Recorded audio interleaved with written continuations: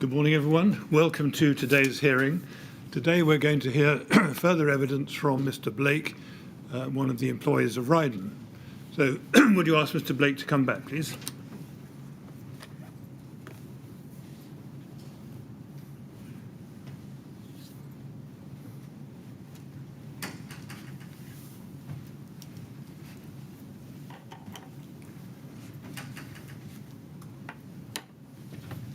Good morning, Mr. Blake. Get settled in and then we'll start.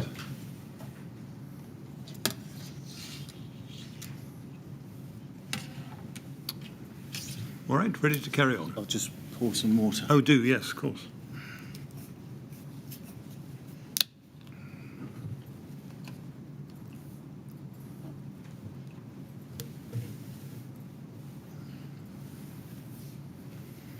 Right? Yes, Mr. Chairman. Mr. Blake, good morning.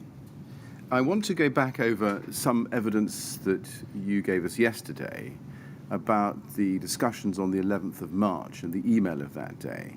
Could you please turn to RYD 403279?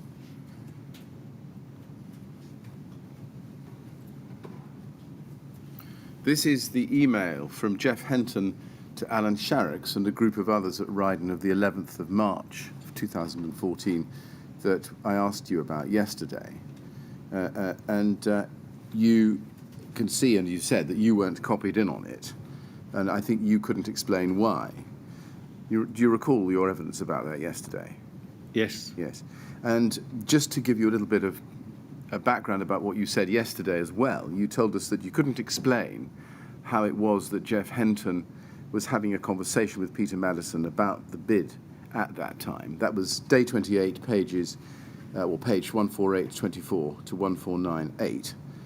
And you couldn't tell us anything about that conversation. That was day 28, page 149 at line 25. And also that you didn't know at this time that Rydon's appointment would be conditional upon its ability to accommodate the TMO's desire for value engineering, and that only became clear to you when you were contacted by the TMO on the 13th of March 2014, a couple of days after this email. And that was day 28, page 152, lines 10 to 21. Do you remember giving that evidence yesterday? I do. Yes. Yeah. Now, I want to show you some emails of this time. Can I ask you, please, first to look at RYD 30086650.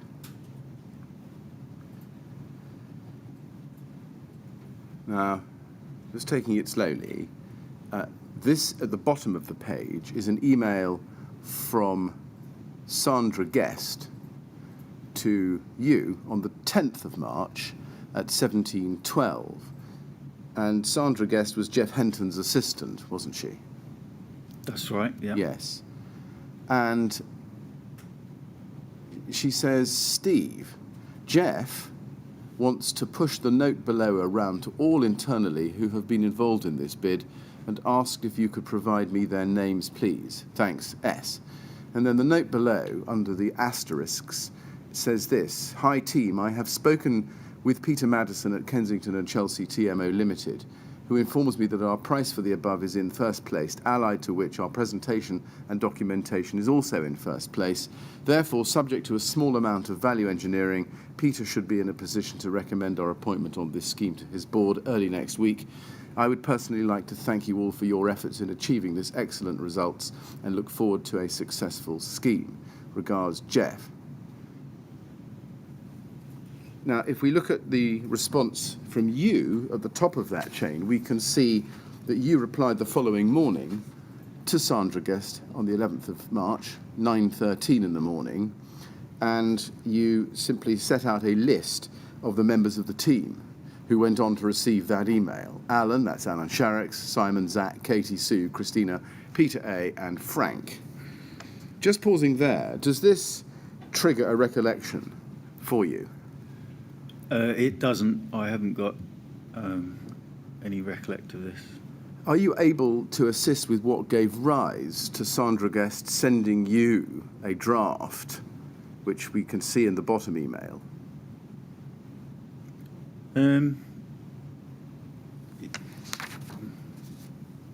Only that I would have been out, otherwise she would have come and asked me. Were you already aware, when she sent you this email on the evening of the 10th of March, of Jeff Henton's discussion with Peter Madison? I don't recall when I was exactly told, but reading that would have told me that. Right. Had you discussed Jeff Henton's contact with Peter Madison before Sandra Guest sent you this email on the evening of Monday, the 10th of March? No. You say no. Sorry, can you repeat the question? Yes. Had you discussed Jeff Henton's contact with Peter Madison, where he says in the text underneath the asterisks, I have spoken with Peter Madison. Had you discussed Jeff Henton's contact with Peter Madison? With Jeff? With Jeff Henton before you received this email from Sandra Guest? I can't recall. Right. Do you accept now, sitting there, seeing this email to you on the evening of the 10th of March, that it's not correct to say that the first you knew about Rydon's appointment being subject to value engineering was when you were contacted by the TMO on the 13th of March?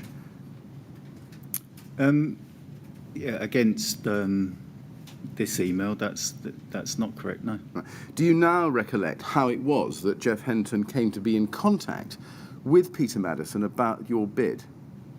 No, I don't.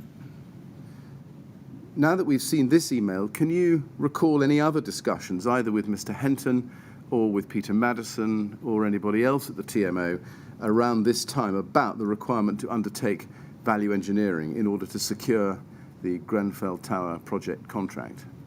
No. Now, we discussed yesterday the fact that you had met representatives of the TMO at a conference on the 4th to the 6th of March 2014 at Brighton. Did you talk to anyone from the TMO between that conference and the meetings at that conference and the time of their contact on the 13th of March 2014? I can't recall. Can we look at another document? This is RYD 403274. Again, let's look at it slowly.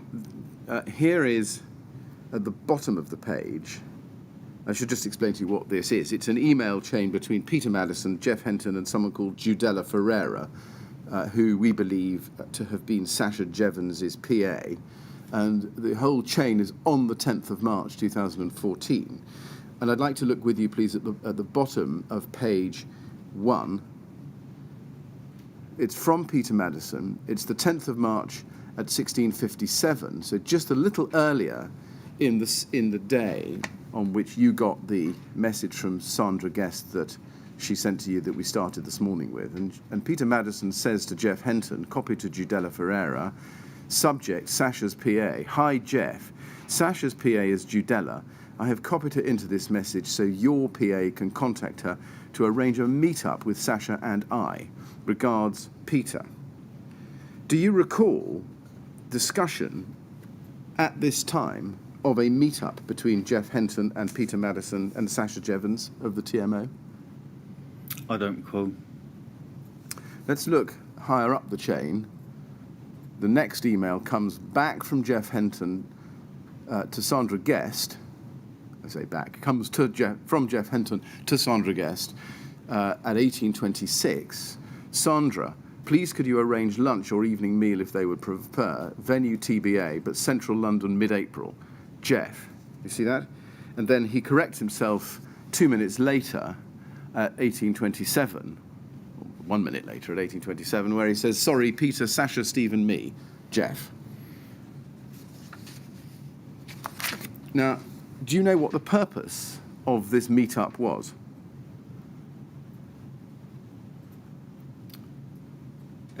It would be to recognise the award of the contract. Right. How did that arise? How did this discussion about meeting up to discuss the award of the contract arise? I don't know. Do you know when it was first discussed between Jeff Henton and Peter Madison? No. Do you know who first suggested that the meeting, or a meeting, between Rydon and the TMO to discuss the award of the contract? I don't know. You don't know. So are you telling us that Jeff Henton didn't discuss this with you, even though you had been in charge of the bid? He's informed me via this email. So Let's look at RYD 30s94368, please.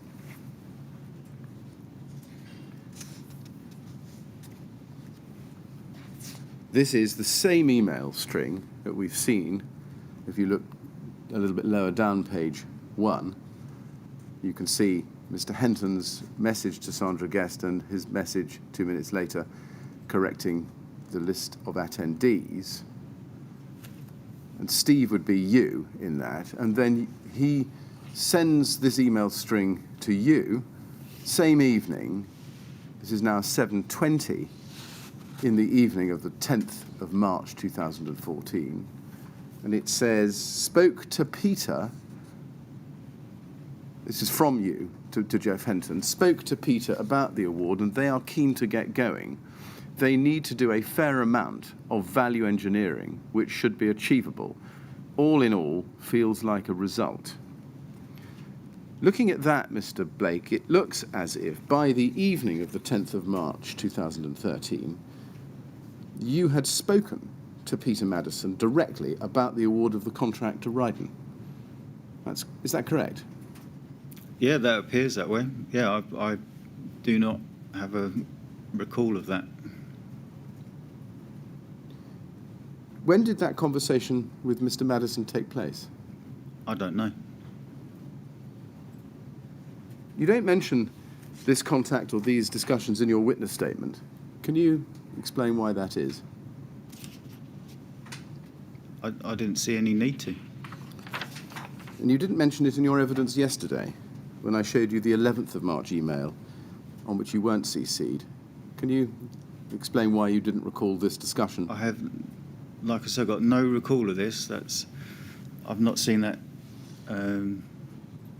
email for 6 years, so Right. I have not got a recollection of it, and that's why it didn't go in my statement. Well, you said a moment ago that it didn't go into your statement because you didn't see any need to mention it. But you now say it didn't go in because you couldn't recall it. Which is it, do you think? Well, because I don't recall it, it didn't go into my statement. Can you look at the second line of your email to Jeff Henton at the top of the page there that you sent at 7:20 on the 10th of March 2014, which says they need to do a fair amount of value engineering which should be achievable?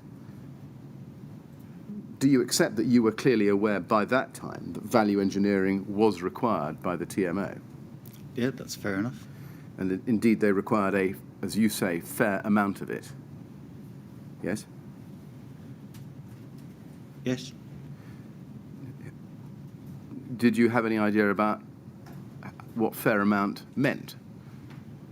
How big the value engineering required by the TMO was?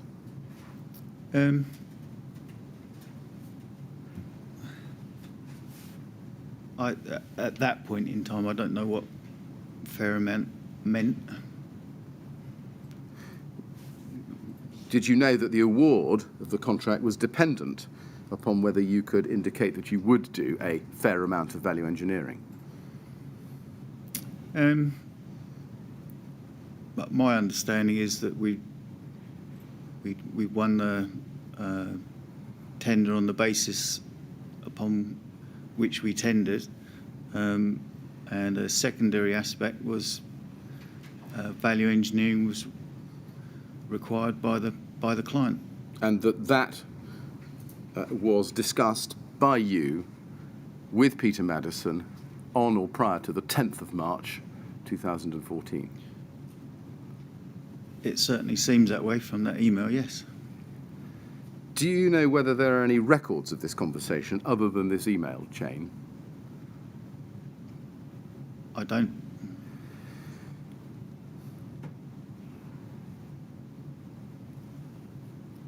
You said to Mr. Henton that the value engineering should be achievable. But you didn't know, I think, how much it was going to be at that point. So how did you know it would be or should be achievable? Value engineering is, in the main, decisions that the client is going to make about changes to the scope of works.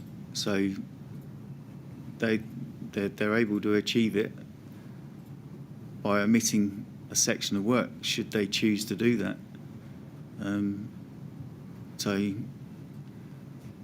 But how would you know that that would fit within your own budget? Doesn't make any difference to our budget. Did you have any other contact with Mr. Madison between this time and the 18th of March 2014, when, as we saw yesterday, Rydon attended a meeting with the TMO and later that day received formal notification that it had become the preferred bidder? I can't recall. Can we look, please, at RYD 30s94369?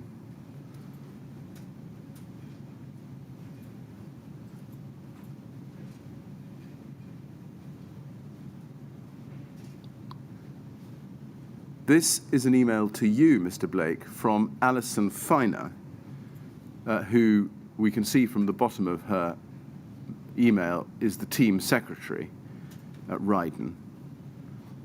At 12:59 p.m. on the 12th of March 2014, subject telephone message, "Hi Steve, please can you call Peter Madison of KCTML? He said you know his number." Did you speak to him? I can't recall. It's clear from this that he had rung and left a message for you to call him. Did you call him? I would have thought I would have done, but I cannot recall that conversation. Can you look at RYD 403295, please?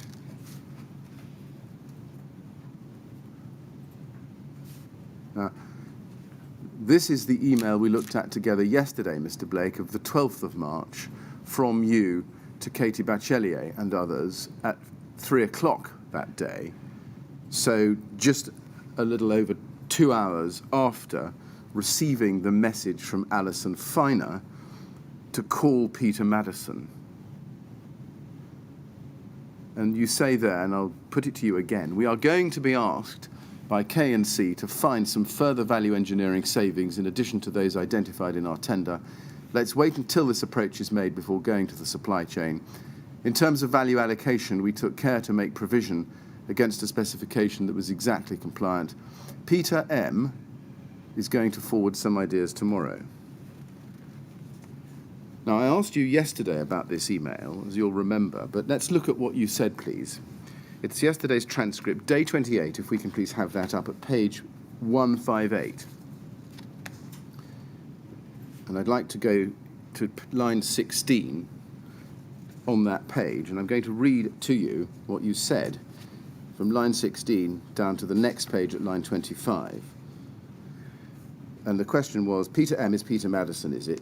Answer, yes. Question, yes. It appears he had been in contact with you personally. Is that right? No. Question, when you say Peter M. is going to forward some ideas tomorrow, how did you know that? Answer, that must have been off the email that I didn't get. Question, if it was an email you didn't get, how did you know he was going to do it? Answer, then someone must have told me. Right, I see. Did you know who that was? Answer, no. If you go back to the email, please, and I give the reference, there's nothing in that email which indicates that Peter Madison is going to be forwarding some ideas on the 13th of March, is there? Answer, no. Would it therefore follow that when you found out that Peter Madison was going to be forwarding some ideas about value engineering savings tomorrow, you must have got that from somewhere? Answer, yes, and therefore you must have either spoken to someone else in order to know that or seen it in writing somewhere. Yes? Yes. Question, do you remember who you spoke to who told you that Peter Madison was going to be forwarding some ideas the next day?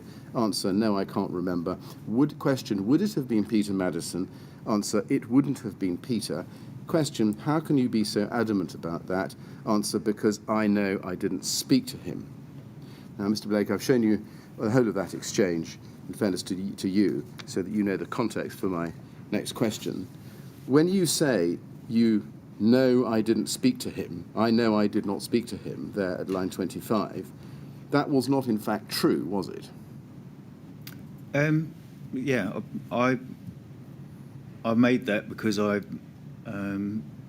had absolutely as I said, no recall of those emails. Obviously, I shouldn't have made that statement because it's not right. So do you accept you clearly did speak to Mr. Madison directly on the 12th of March about the need to find value engineering savings? Because the email trails demonstrate that. I made that statement on the belief that I didn't speak to him because I have not got recollect of those emails. do you accept now, having seen those emails, that you knew that Peter Madison was going to forward some ideas tomorrow, which would be the 13th of March, because you had spoken to him between about 1 o'clock and about 3 o'clock on the 12th of March? That certainly says that, yes. Yes, thank you. Now, I asked you yesterday about a comment that Simon Cash had made in October 2015, that your relationship with Peter Madison had went back a long way, and that you talked to him direct. And the full exchange there is day 28 at pages 94, line 8 to 96, line 5. You recall that evidence yesterday, do you? I do. Yes. And you said that it was very, very rare that you spoke to him directly, and also that the dialogue between you on this project started when you took the role of contract manager in October 2015, and the reference for that is day 28 at page 85, line 15. Do you accept that that evidence was not accurate, having now seen these emails? Yeah, I do, yeah. Standing back from this exchange in the middle of March 2014, isn't the truth that you and Jeff Henton had personal and private access to the top decision makers at the TMO on this project? Yes, we did, yeah. And is it not also true that you were seeking to use that personal and private access to maximise Rydon's chances of winning the tender for the Grenfell Tower refurbishment project? Not to maximise. The due process was undertaken and we submitted a fair bid. And you were using the access that you had with the TMO decision makers in order to do the best you could for Rydon to win that bid? No, that wasn't part of any tender process. We submitted our tender, as I said, in an appropriate manner, and it was as simple as that. And then had private chats about value engineering to make sure you secured the bid? That is not on the basis of the tender was awarded. The value engineering exercise is a secondary event after the tender has gone through scrutiny from Artelier. But as we discussed yesterday, you had not at this stage, 10th, 11th, 12th, 13th of March, been told anything other than informally that you were in pole position, and that formally you had not been told that you were the preferred bidder.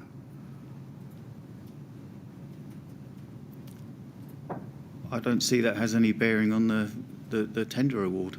That's it, as I said, this is a not unusual step after a tender process has been through for the client to explore avenues for further savings.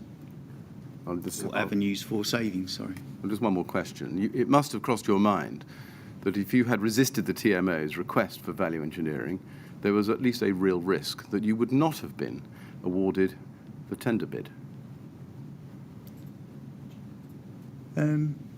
There was I mean, if the client hasn't got the full budget to complete against their tender, then they'll have to find a way of engineering their scheme to fit their budget. Now, turn to a different topic. I just want to ask you a little bit about Alan Sharrick's. I asked you yesterday why Alan Sharrick suddenly disappeared from the scene once you'd won the tender bid in mid-March, or on the 18th of March 2014. And you said that he'd been assigned to another project. Now, it's right, I think, that he had been project manager on the Chalcots project. No, That's wrong. What was his role on the Chalcots project? he wasn't at Chalcots. I see. Was he on Ferrier Point? Yes. What was his role on Ferrier Point? Contracts manager. So, is it right to say that Mr. Sharrick had high-rise refurbishment overcladding experience on a project which I think you told us yesterday was comparable, at least, to the Grenfell Tower project? That's right. Is there a reason why you didn't appoint Alan Sharrick to the Grenfell Tower project as contract manager rather than Simon Lawrence, who was promoted to be contract manager?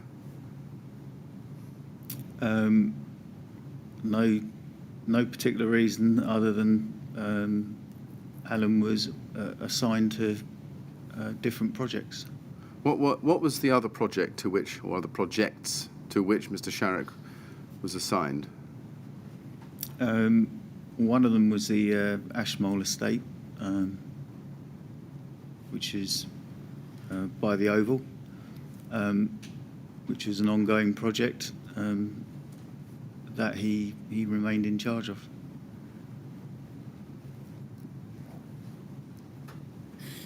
Was there a reason for deciding to allocate Mr. Sharrick, who did have experience of overcladding high-rise residential buildings, to another project and promoting Simon Lawrence as contract manager when he didn't have experience of the role of contract manager on a high-rise residential overcladding project?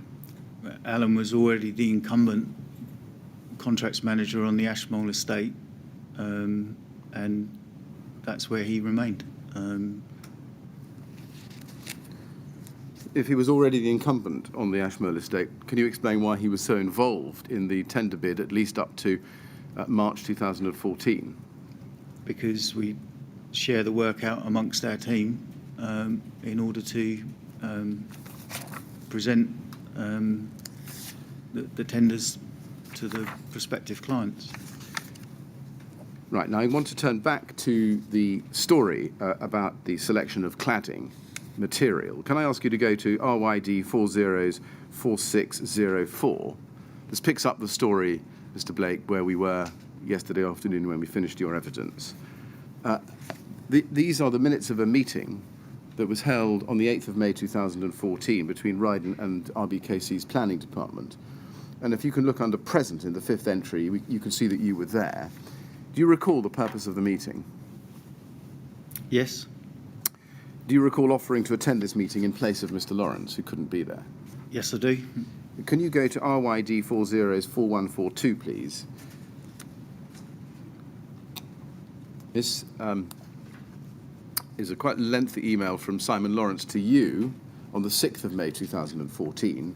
I'm not going to read it all to you, but I just want to show you one or two parts of it. If you look at the second paragraph there, it says, the basis of the meeting is to propose the material change from zinc to ACM aluminium cladding and the removal of the external window louvers so KCTMO can achieve their maximum VE target.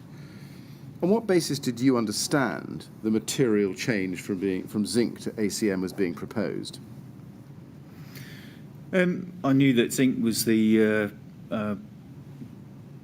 primary, was a tendered material, and that ACM was an alternative that we were asked the price for.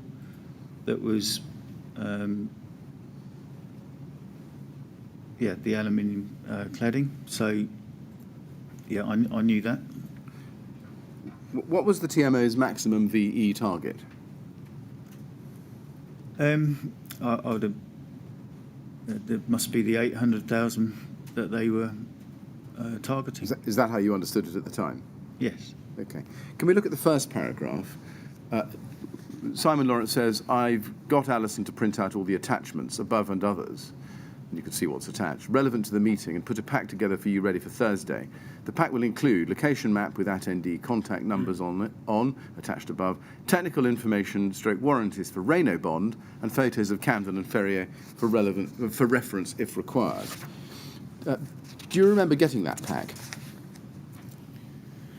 I don't remember getting it, but I can see it's part of this email, yeah. Yeah. Did you remember looking at it? I can't recall. Do you remember whether you read the information when it was given to you? I can't recall that either. Do you remember what technical information or warranties Mr. Lawrence was referring to? No, I don't. What did you understand Mr. Lawrence to be expecting you to do with that information that he was giving you? Have that in case it's asked for at the meeting. Do you remember whether Mr. Lawrence gave you the BBA certificate for the ACM panels? If it's part of that email, then he would have done. So I don't remember that specifically. Do you remember whether you ever discussed the BBA certificate with Mr. Lawrence? I don't recall. Now, Mr. Lawrence says in the third paragraph, I've been working, I should say with, Bruce Soanes from Studio E, our novated architect, on details, colours, etc. for the meeting, so I would expect him to lead on our behalf. In the light of that statement, what did you consider your role at this meeting to be? To ask if there's any questions of construction, i.e. how does it go together, and being a representative of the contractor for the TMO.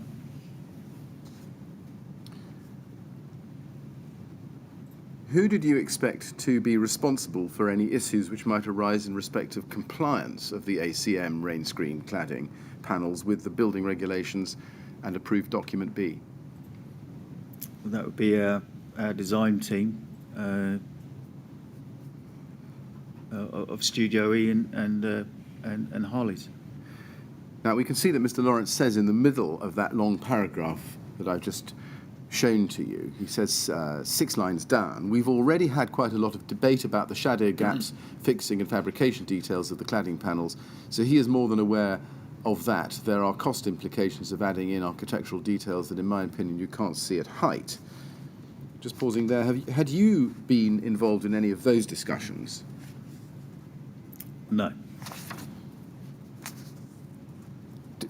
Was it your sense, reading what Mr. Lawrence was telling you, that that there had been heavy involvement by others at Rydon, and in particular Mr. Lawrence, in discussions relating to material selection? Not with respect to material selection. Well, okay, so when he says a lot of debate about fixing and fabrication details of cladding panels, you don't read that as material selection? Is that what you're saying? You didn't read that at the time as indicating that Mr. Lawrence had been involved in the selection of materials? Fixing and fabrication is mechanics. All right. And then he goes on to say,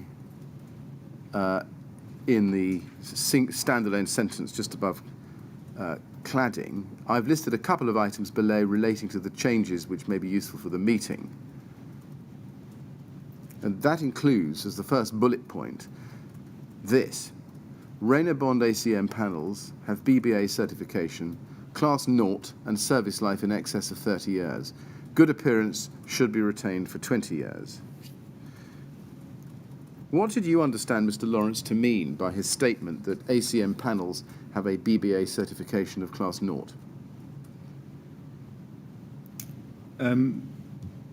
This email has given me a briefing into a meeting that I'm attending, and it's a good briefing.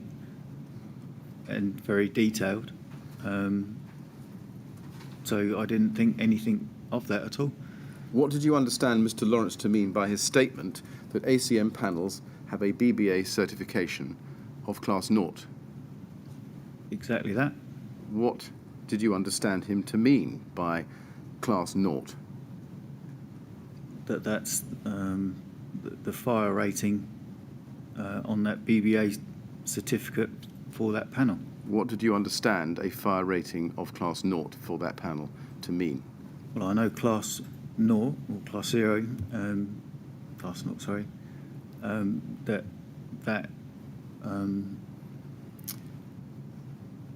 means about spread of flame across the surface of a material. Did you know that at the time? Yes, I did. You did. Did you get the sense, reading what Mr. Lawrence was providing you by way of preparation for this meeting, that it was important to know and to be able to say that the panels had Class 0?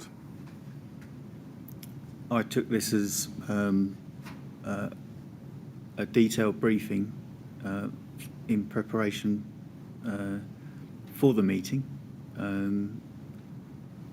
But as Simon says earlier on in his email, that Studio E is leading that part of the meeting. This is background information for me. What did you understand Mr. Lawrence to want you to do with the information that these panels had a Class 0 certification? Nothing. He's just telling me that's some detail. He's telling you some detail. Does that tell us that, to your understanding at the time, Mr. Lawrence wanted you to give assurances, or at least to be able to be prepared to give assurances to Kensington and Chelsea's planners as to the fire performance of these ACM panels? No.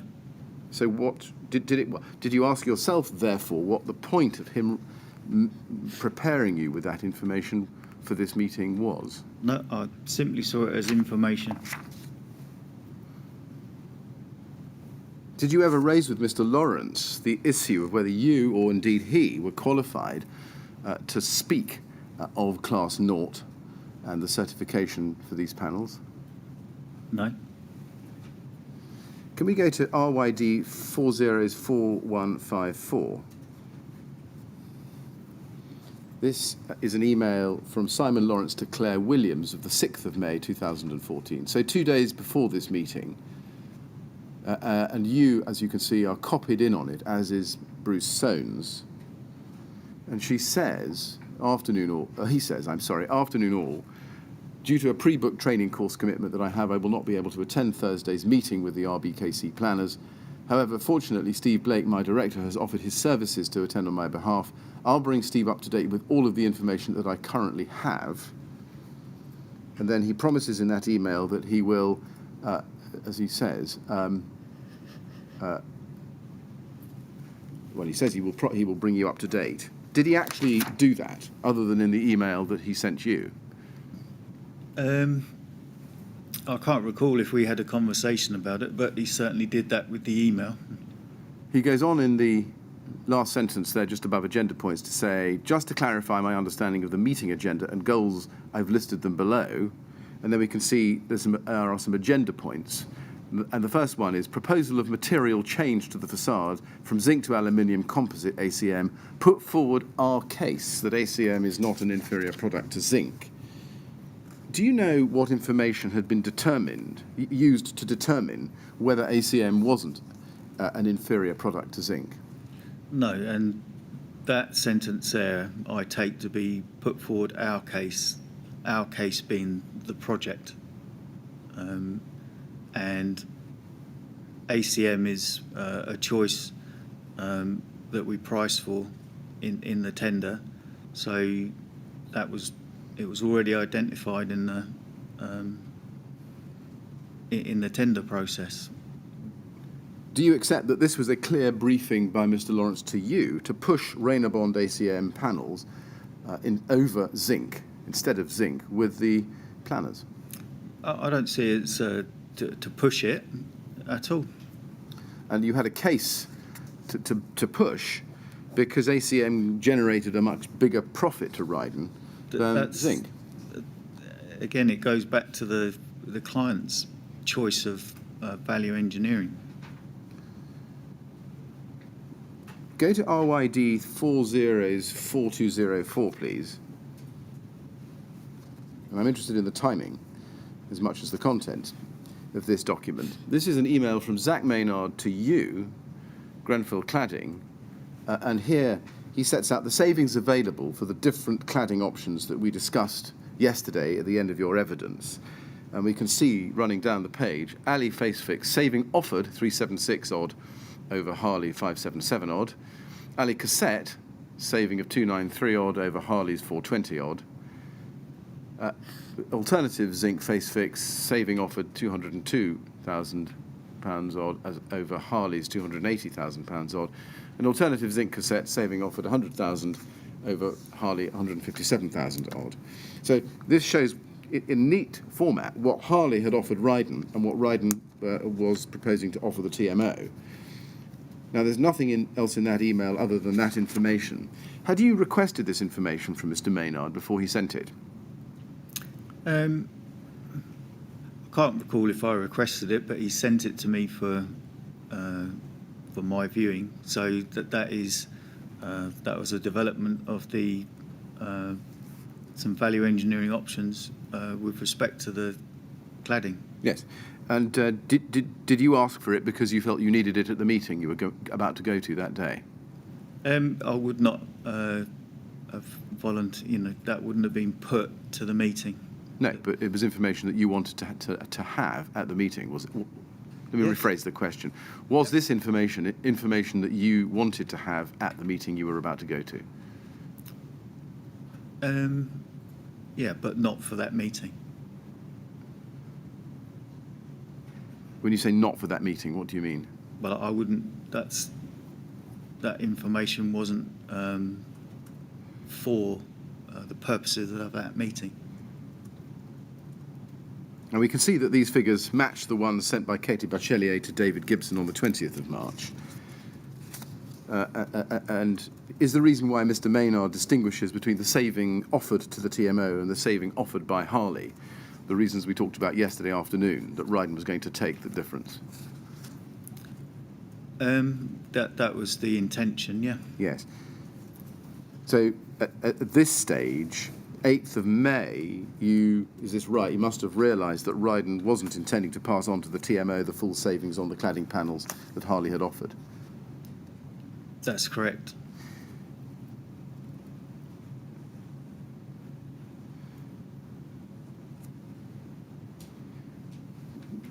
Now, we don't need to go to the document, but just to remind you of what you had said in your statement about the process, you say that the Rydon's role was not to undertake any design work or carry out the construction work itself. I think you remember that from your statement, because I asked you about that yesterday.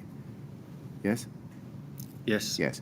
And also you said that Rydon, and in my experience, principal contractors in general, rely upon the specialist designers and consultant team who specify the materials to be used.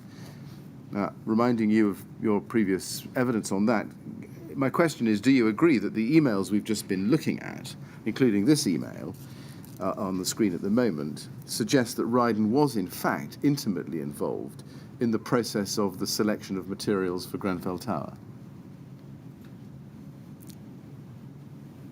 I think my statement remains the same. We went to the supply chain for them to come up with or identify value engineering options for ultimately the client to consider. And do you accept that Rydon was not remaining neutral on the selection of the choice of materials or product for the rain screen, but was making a positive case for the use of the Rain-O-Bond PE55 ACM rain screen panels on this project? But that had already been identified through the tender. We were just offering some further options, we, the design team, because the second option there, Ali Cassette, was the identified tender option for us to price. Well, it goes a bit further than that, doesn't it, Mr. Blake? You weren't simply laying out a series of options for the client to choose. You, Rydon, were pushing a positive case for the use of ACM panels over zinc, weren't you? And were not neutral on that issue. It was there for the client to exercise that option if they wished. And I'm bound to suggest to you that you were pushing the case for the use of ACM panels to the planners because Rydon had a financial interest of its own in those materials and those products being selected. No, I think we were, I think neutral is a good word. The options were presented to the client and to the planners by the architect for them to make their decision. Very well. Go to HAR 301060, please. And I'd like you to be showing page 7. This is a document we looked at a couple of times yesterday, Mr. Blake, in your evidence. And it's Mark Harris's sales or sales / tender progress report. And if we look at the bottom of page 7, at the 8th of May, we can see that there's a file note. Do you see that? And it says, Steve Blake called just before his meeting with the planners to say that the architect had a pattern sample with him and wanted to know what the extra cost would be for this.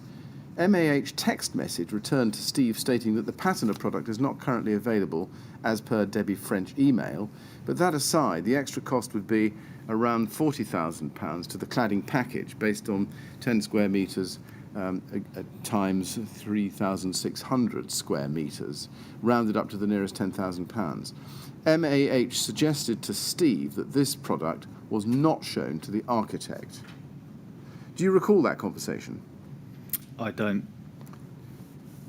So you can't tell us what your response to Mr. Harris was? No. Was it common for you to conduct business by text message with your subcontractors? Not common, no. What about Harley in particular? No. Can you explain why we haven't seen any records of your text messages with Harley, which are referred to here? No, everything. There's no reason not to see those. Right. Do you still have your texts from that time? I don't know. It's a company phone, so. Right. Do you accept? Well, let me ask before this. Did Mark Harris suggest to you that you shouldn't show the pattern product to the architect because it was £40,000 more expensive? I'm reading this, and if the architect was offering the planners a product that was something that hadn't been considered, then it would be counterintuitive to the whole meeting if they're offering a more expensive product to the planner to consider. And that would be why I would be asking that question of Harley's. Was the reason not to show it to the architect because the architect might like it and go for it, and that would eat into Rydon's own profit or its ability to recoup its £212,000 loss? It would simply be something that we'd price again. Do you agree that the email chain and this comment show that Rydon and Harley were steering the architect's opinion about what materials should be used? No, I think that's identifying that the patina product is not not available. It was so that the clarity of the meeting was that the Renobon panels with the finishes was kept distinct to that suite. But it looks like the architect had a pattern, a sample with him, and wanted to know what the cost was. So he already could see it. Yeah, yes, exactly. So what was the point of, as you understood it, of Mr. Harris's suggestion that the product wasn't shown to him? By keeping the suite of materials to what was previously suggested. Can you look at RYD 404218, please? This is an email, same day, 8th of May 2014, from you to Mr. Lawrence and Zach Maynard, 16:06 in the afternoon, and you say there, any meeting with the planners tends to be tiptoey, and this was no exception. We were upfront about the face-fixed panels and the colours. They remained to be convinced about the rivets, but importantly, did not say so. Did not say no. Did not say no. I'm so sorry. Did not say no. Is it fair to say that what you meant by tiptoey is that you had to be careful not to push too hard for what you wanted, namely ACM, face-fixed? It's not what we wanted. It's what the client wants to achieve. The meeting with the planner is that there was a planning consent granted on a different product, and so they you know, the purpose of the meeting was to present an alternative for the planners to consider. That's what that means. Now, when we see you saying they remain to be convinced about the rivets, but importantly did not say no, I explained the rivets were the same coloured and discrete. We see that just below. Yes. Is it the case that you were trying to persuade the planning department that the perceived problems with the appearance of riveted panels were not as bad as they might think? I was doing what I was asked to do at the meeting, was to present to the planners what the different alternatives look like. And you understood from this that your brief, as it were, from Mr. Lawrence, taking his place at that meeting as you were, was to keep the planners on side about the use of face-fixed aluminium, face-fixed ACM rain screen panels. My brief was to present the alternatives, if asked by the planners, to say what they were, so they understood what they were being asked to look at. You see, you say they remain to be convinced about the rivets, but importantly did not say no. I just want to focus with you on the word importantly. Importantly to Rydon. It was important to Rydon that the planners didn't rule out using face-fixed aluminium panels. It was important to the client. They're the ones making the choice. The reference to importantly, if they had said no, then face fix as an option disappeared as an option. Yeah. So that was what that means.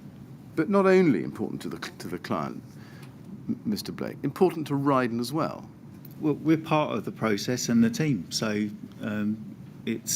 we're together on that.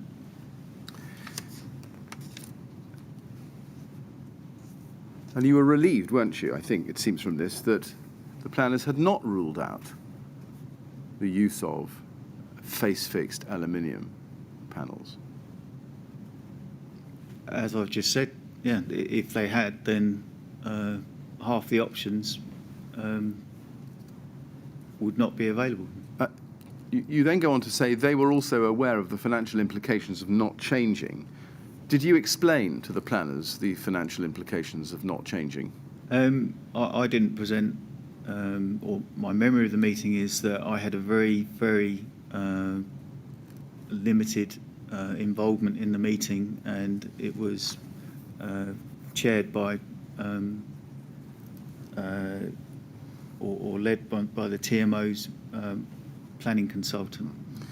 Was the purpose of having the information in Mr. Maynard's email before going to the meeting so that you, at least in your own head, could understand the financial implications of any change from the currently proposed zinc?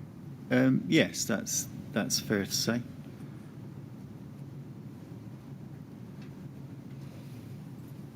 If you look at the bottom of the email, under the postscript, PS, Claire mentioned building control submission as the department is swamped, use someone else.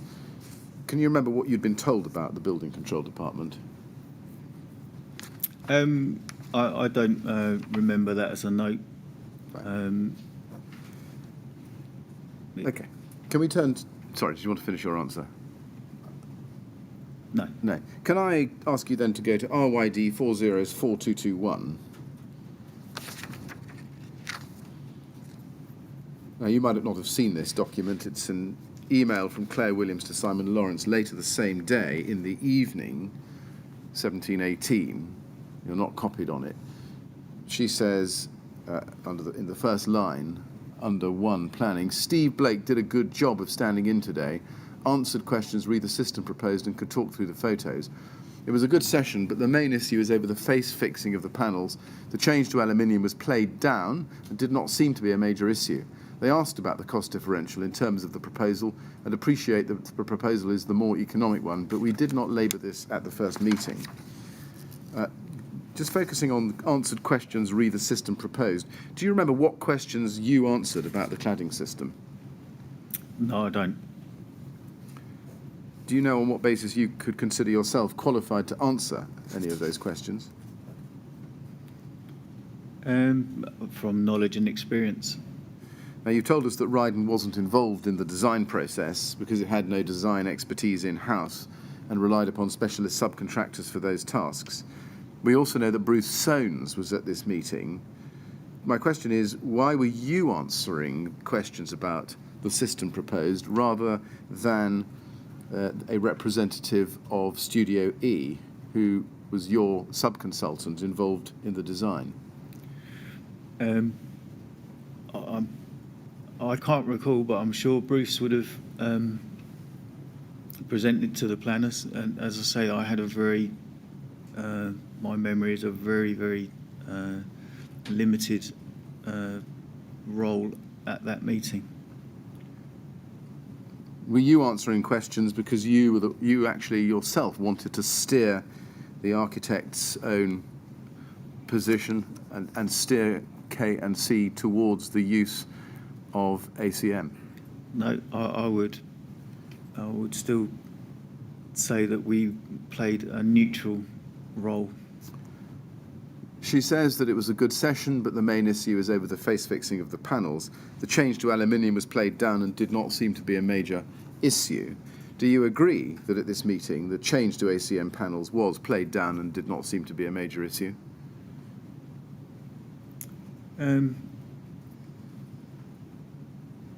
Yeah, I would agree that the planner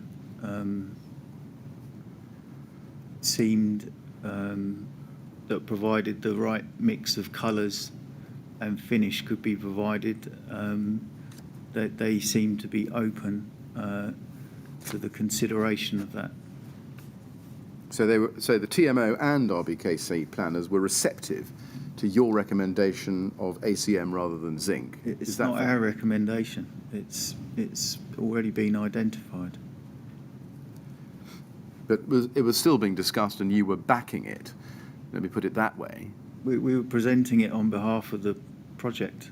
Indeed, and backing it, supporting it.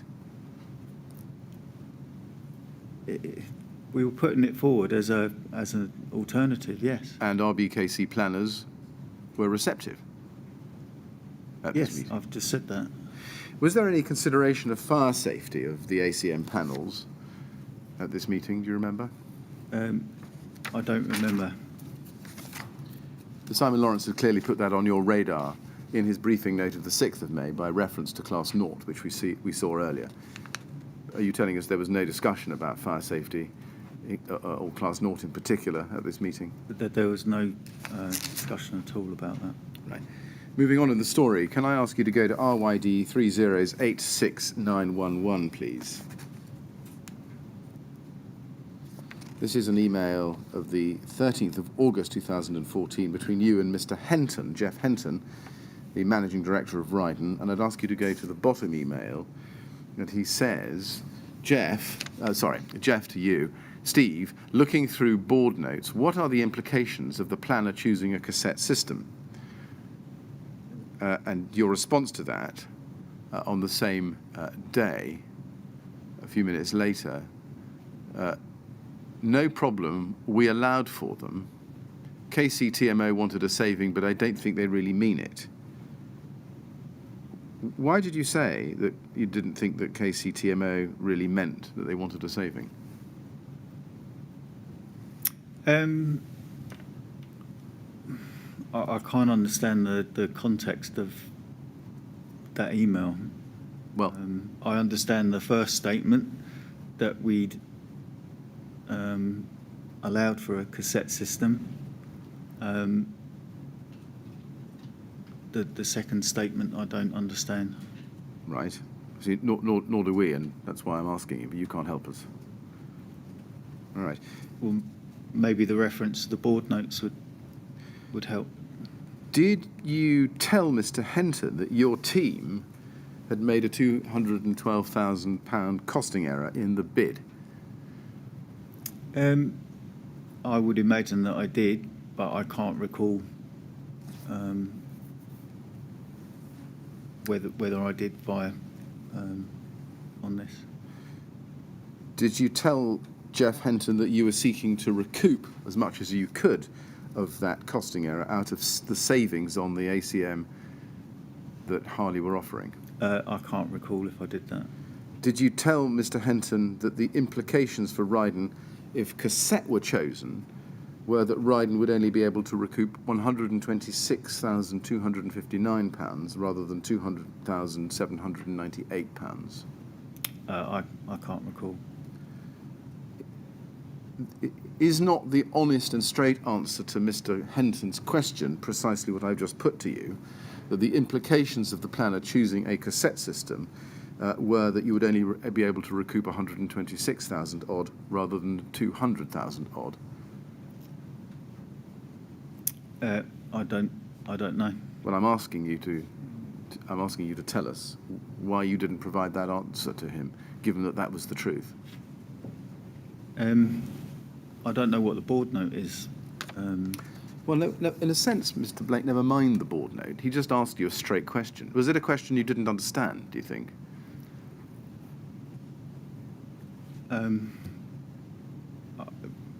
Yeah, clearly I don't understand because I'm not answering it. So. No. And I'm really seeking to explore with you why that was.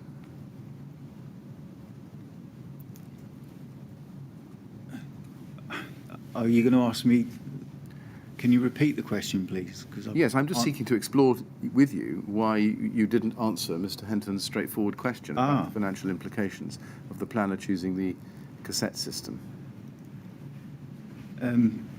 I can't explain that. Was it because, let me suggest something, and you can either agree with it or disagree with it, as the case may be, but was it because you were embarrassed that your estimator team had made an error of that magnitude, and you didn't want Mr. Henton to know about it?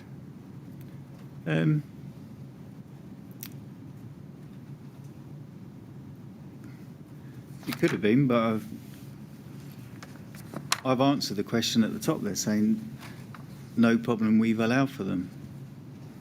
So that answer was misleading, wasn't it? Because, in fact, the implications of the planner choosing a cassette system was that you would be able to recoup the estimating error to a very much lesser degree than if the planner had chosen a riveted system.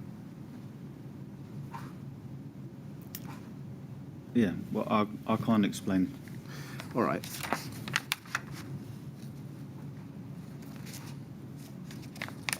Now, just a chronological point, do you remember that in October 2014, formal planning condition approval had now been by then received for rain screen cladding in smoke silver metallic colour and finish? Yes. Between the time of your meeting with planners in May 2014 that we've been discussing and October 2014, was there any discussion of the fire safety of these panels? When I say these panels, I mean ACM. Not with me. Not with you. When it was decided whether panels were face-fixed or cassette, to your knowledge, was there any consideration given to the respective fire performances of those different systems? Not by me. By anybody at Rydon? I'm not aware of that. To your knowledge, was any consideration given of that subject, whether by Rydon or Harley or Studio E or indeed Artelia, to the use of ACM panels with fire retardant core as opposed to standard? I'm not aware of that. Was any consideration given by anybody else, like Studio E, Harley or Artelia, to the difference in fire performance between cassette and face-fixed? Again, I don't know, but I would have thought that would have been part of the process of them identifying the material in the first place.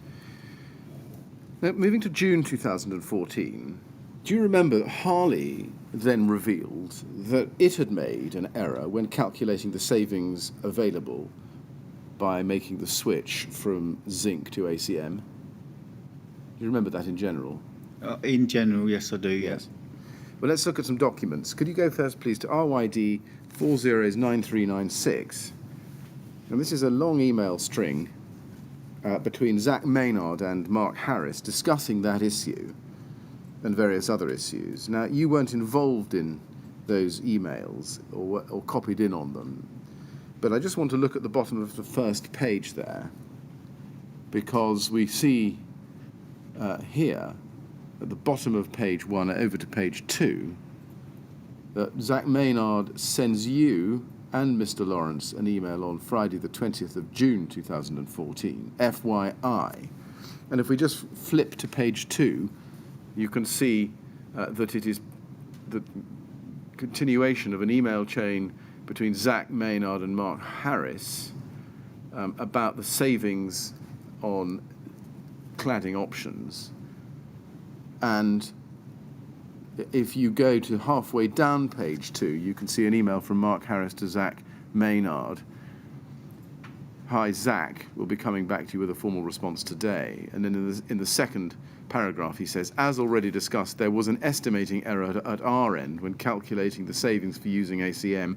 This was unfortunately a 6-figure sum.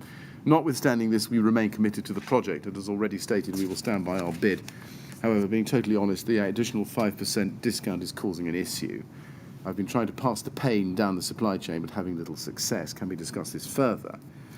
Now, when you got this email chain from Mr. Maynard on page 1 under the FYI email we've just seen, did you notice or did you read the email chain?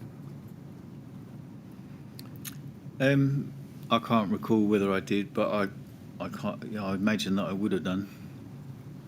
You imagine that you would have done? Yeah. And therefore, would it follow that you would have read Mark Harris's email to Zach Maynard earlier that day that we've just looked at about the... Yes, that would make sense to me. Now, let's go back to page 1 and your response to Zach Maynard's FYI email. You say there in the second email on that page, not actually surprised as they seemed relatively large in the first place. On principle, we should stick to 5% but agree a compromise on the saving and at some point in the future reverse pass it back up the chain. Now, you say you thought the savings seemed relatively large in the first place. Is it fair to say that that tells us that your view at the time had been that originally Harley was offering the ACM more cheaply than you had expected.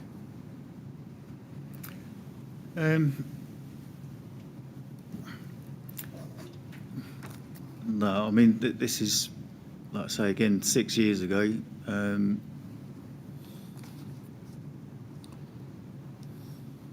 So yeah, you could say that to explain that, because they were relatively large savings. Yes. And when you say that the appropriate way to deal with it would be, well, let me just rephrase the question. You go on to say that you should agree a compromise and at some point in the future reverse pass it back up the chain. Did you mean that Harley's costing error would be somehow absorbed by the TMO? No, it can only be absorbed by us. So what did you mean by reverse pass it back up the chain? I'm reading this and I don't know what I meant. Is it that you didn't want Rydon to lose any of the difference between the original savings that Harley had offered and the savings that Rydon was prepared to pass on to the TMO? Well, this situation is that a saving has been offered to the client, and now our supply chain is saying that they can't offer that. So we would have to maximise the saving for the chosen arrangement, and if it was one of the arrangements that hadn't been priced at tender, we would have to, if we couldn't keep to our original price, we would have to approach the TMO to say that the saving isn't as large as it was first suggested. So who is up the chain? Well, that is to the TMO. I see. Now, you can see that you asked Simon Lawrence, do you have a better steer of what fixing method will be chosen? And he responds on the 23rd of June, same day, a little bit later that morning. The planners will definitely be pushing for cassette fix, but the final method agreed is likely to depend on whether Peter Madison uses his political influence within RBKC to make the planners accept face fix. At the moment, KCTMO are concerned about the pressure on their budget, so they may fight hard for maximum savings.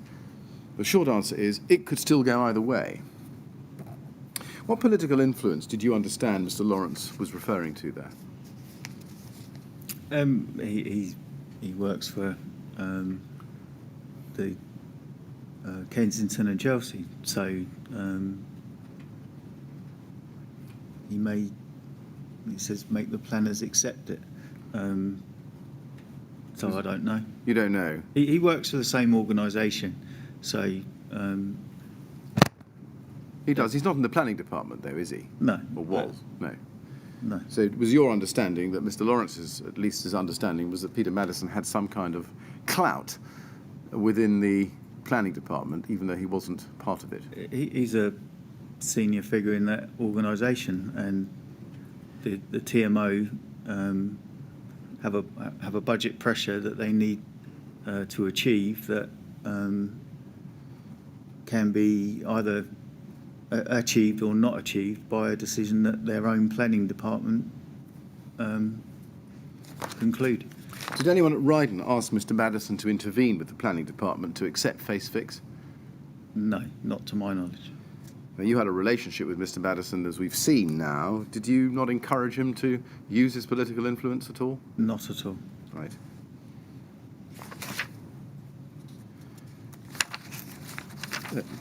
Mr. Chairman, we're going to... We've got two more emails. We've got two more emails, and I think I can finish off this line. Oh, all right.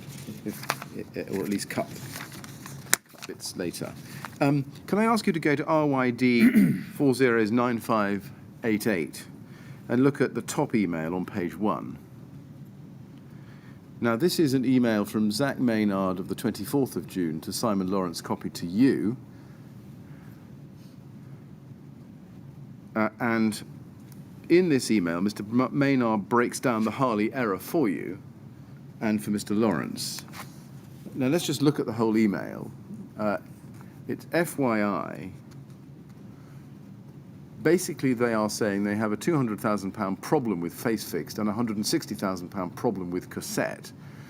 I will continue to try and do the deal on the zinc cladding at 5% discount to get our baseline order.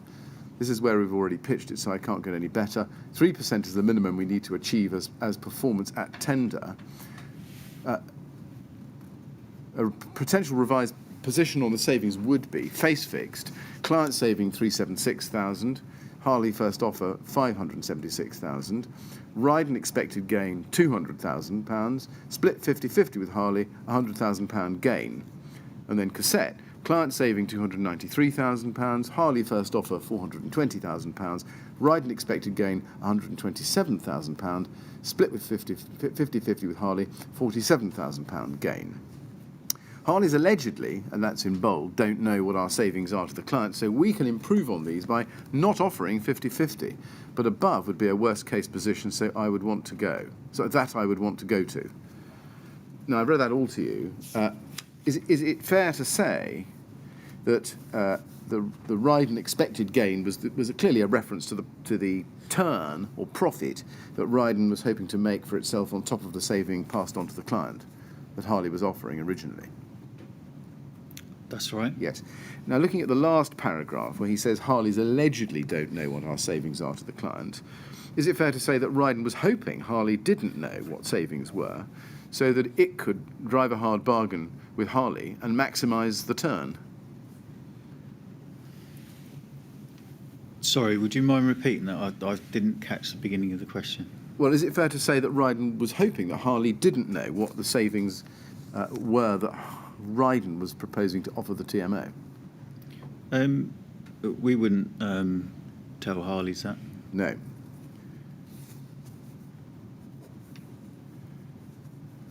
Can I ask you to go to RYD 409681?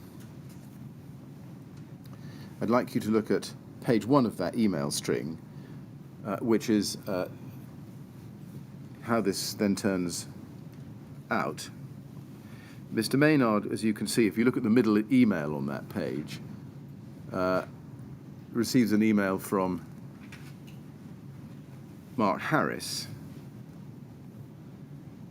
and he says, "Hi Zach, many thanks for your response. I confirm we agree with the baseline figure based on the zinc option with a 5% discount. With regards to the other items on your list, I will send a separate response in response to your other email, but would comment that most of the items are acceptable, but I would need to make a comment against items 10 and 12. Suffice to say, in the last paragraph, that we greatly appreciate the help you're extending to us and can only apologise for the position we've presented you with. That said, Grenfell Tower is a superb project to be associated with, and we look forward to working with Rydon again on another tower block project." Now, then you received that email from Zach Maynard the same afternoon, on the 24th of June 2014. Steve / Simon, first part of the battle. Now we will agree to give them 10% of the savings back, and we are quids in. What did you understand that Mr. Maynard meant when he said that you would be quids in? I'm reading that as a reference to the overall procurement figure with Harley's for the contract. Indeed. To your knowledge, did anybody ever tell the TMO about these discussions? I would think that we didn't. Mr. Chairman, is that a convenient moment? Yes, it is. Thank you very much. We're going to have a break now, Mr. Blake. Please remember not to talk to anyone about your evidence or anything to do with the refurbishment while you're out of the room. And we'll resume at 25 to 12, please. All right. Thank you. You'd like to go to the usher?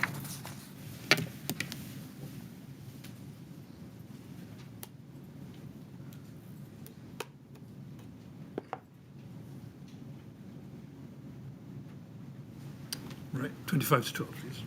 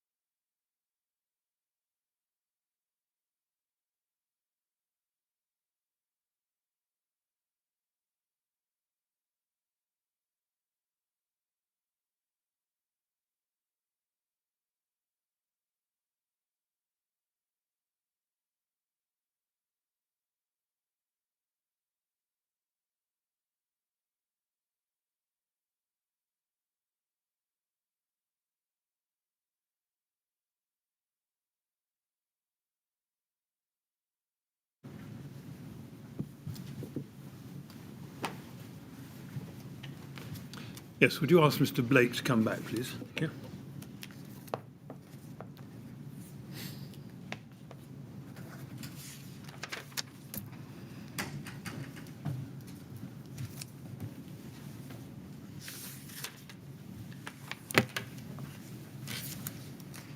All right, ready to carry on, Mr. Blake?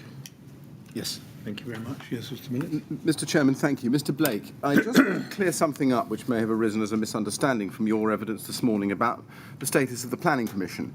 Can I just first of all show you your transcript from this morning, page 31, line 21. If that could just be flashed up for you. Page 31, line 21. Can you see there that you said that the meeting with the planner is that there was a planning consent granted on a different product. And so there, you know, the purpose of the meeting was to present an alternative for the planners to consider. I just want to explore whether that's really right. Can I ask you first to go, please, to your witness statement, which is at RYD 3094225 at page 12. And I'd like to look together with you at paragraph 6.6, where you say, the original planning permission had been granted on the basis of zinc rain screen cladding. The change from zinc to ACM rain screen cladding and the specific colour and fixing, face fix or cassette fix, required planning permission. Now, can I ask you then, please, to go to ART 401999?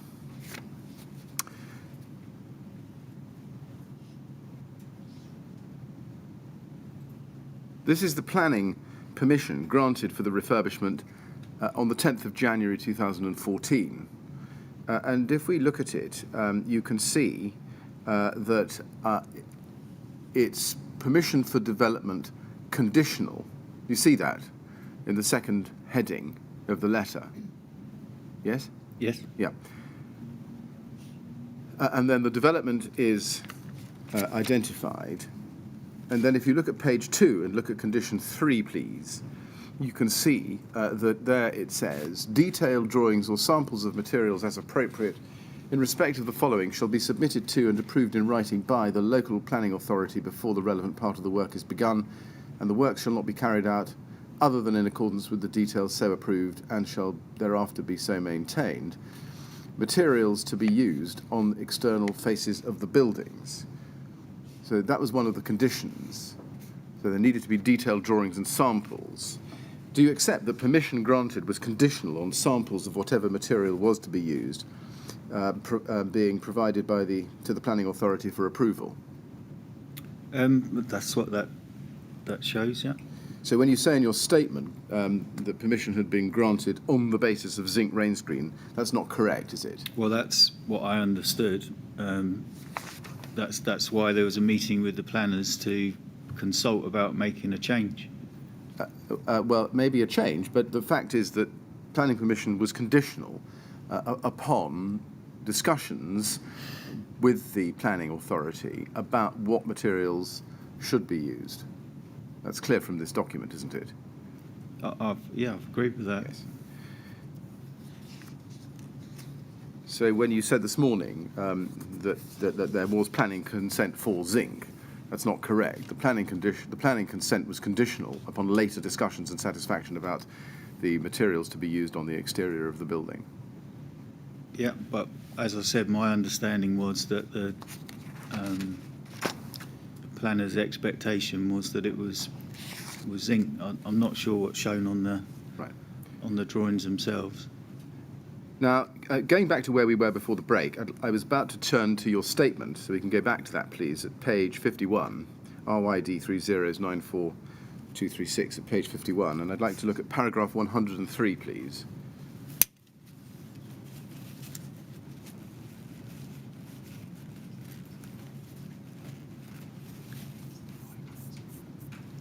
I'm so sorry, this is the Rydon company statement, not your statement. I may have misled you there, Mr. Blake. Para 103, and it says there, if you look at the second sentence, as has been set out at section 5 above, RML, using Harley as a subcontractor, had installed ACM cladding over material wool insulation on 2 previous high-rise projects. So it's clear that there's a reference there to mineral wool insulation being used on prior projects.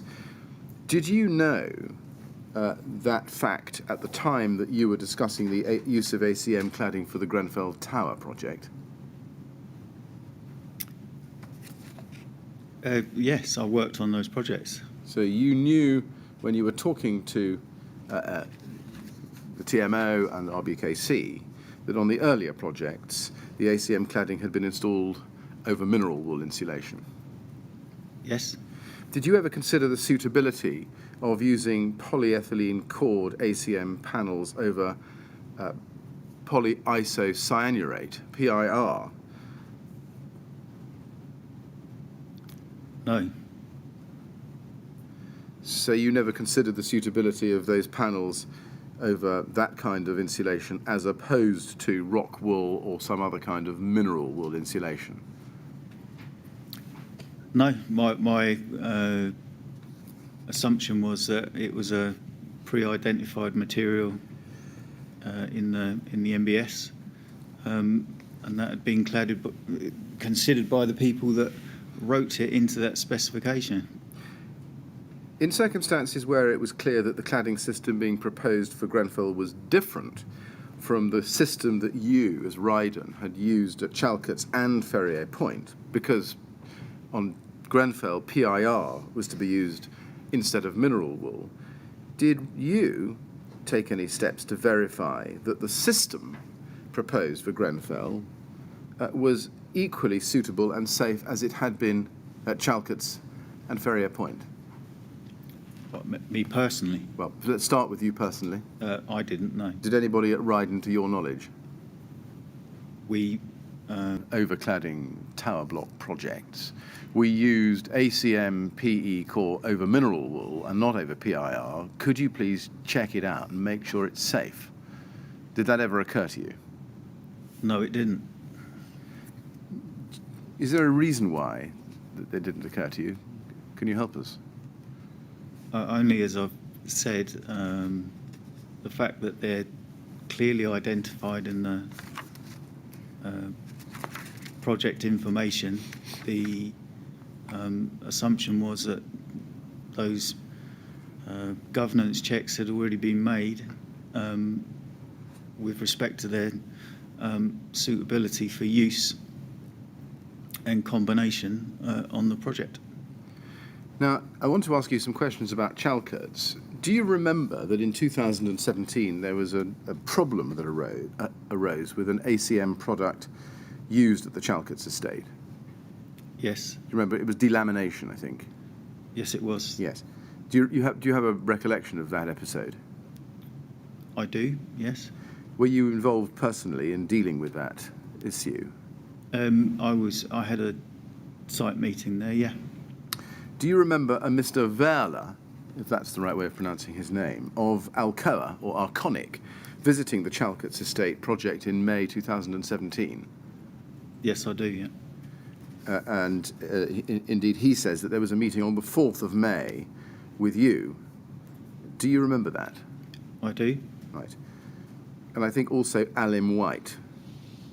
Do you remember who it was at Rydon decided that you and Alim White should meet with Mr. Verla? I don't specifically remember, but I would imagine Jeff would have asked me to attend that meeting. Do you remember whether there was anybody else at that meeting other than you and Alim White? Yes, the man from Renabon had a lady colleague with him, and there was a representative of the distributor or the UK sales rep for Renabon. So you say the man from Renabon, is that Mr. Verla? Yes. And the lady colleague, was she from Renabon? Yeah, I understood that they were work colleagues. I see. And the representative of the distributor, do you remember who that was?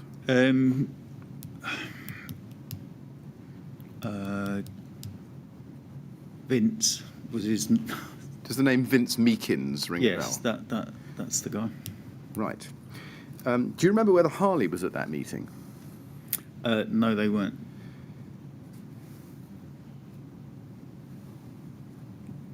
Given that I think you have told us, or at least given us the impression that you're not a cladding specialist yourself, how did you think that you would be able to understand what the representatives of Arconic and Mr. Meekins were saying to you at that meeting?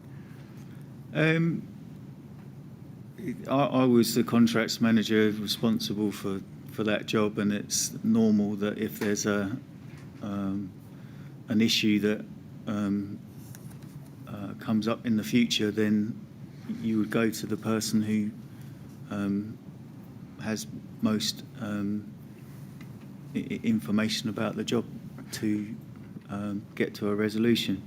The meeting was also the front part of it was there was a representative from the architects there as well. Which architects? HTA. I see. Who was Alan White? He was a site manager who worked up at Chalcott's. On the original Chalcott's project? He did, yeah. I see. And what was his role within Rydon at the time of this meeting, which was May 2017? He was working on one of the other refurb projects, but I can't remember which one. All right.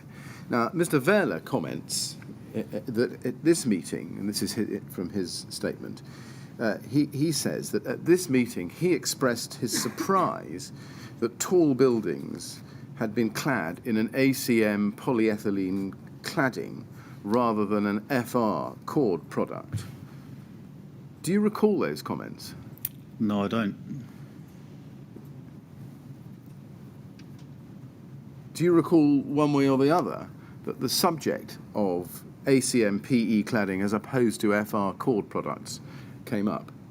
That wasn't discussed at all. How sure are you about that, do you think? As that's my recollection that it wasn't discussed. At that stage, May 17, so we're only about a month before the Grenfell Tower fire itself, do you remember whether anybody else in the industry, the cladding industry, had made similar comments to you that it was surprising that buildings had been clad in a polyethylene core as opposed to a fire-resistant or FR cord product? That's no one said that to me. Mr. Wehrle's recollection is that either you or Alan White commented that the UK regulations permitted the use of such a product for these applications. Did you make that comment? That's not my recall at all. Did Mr. White make that comment?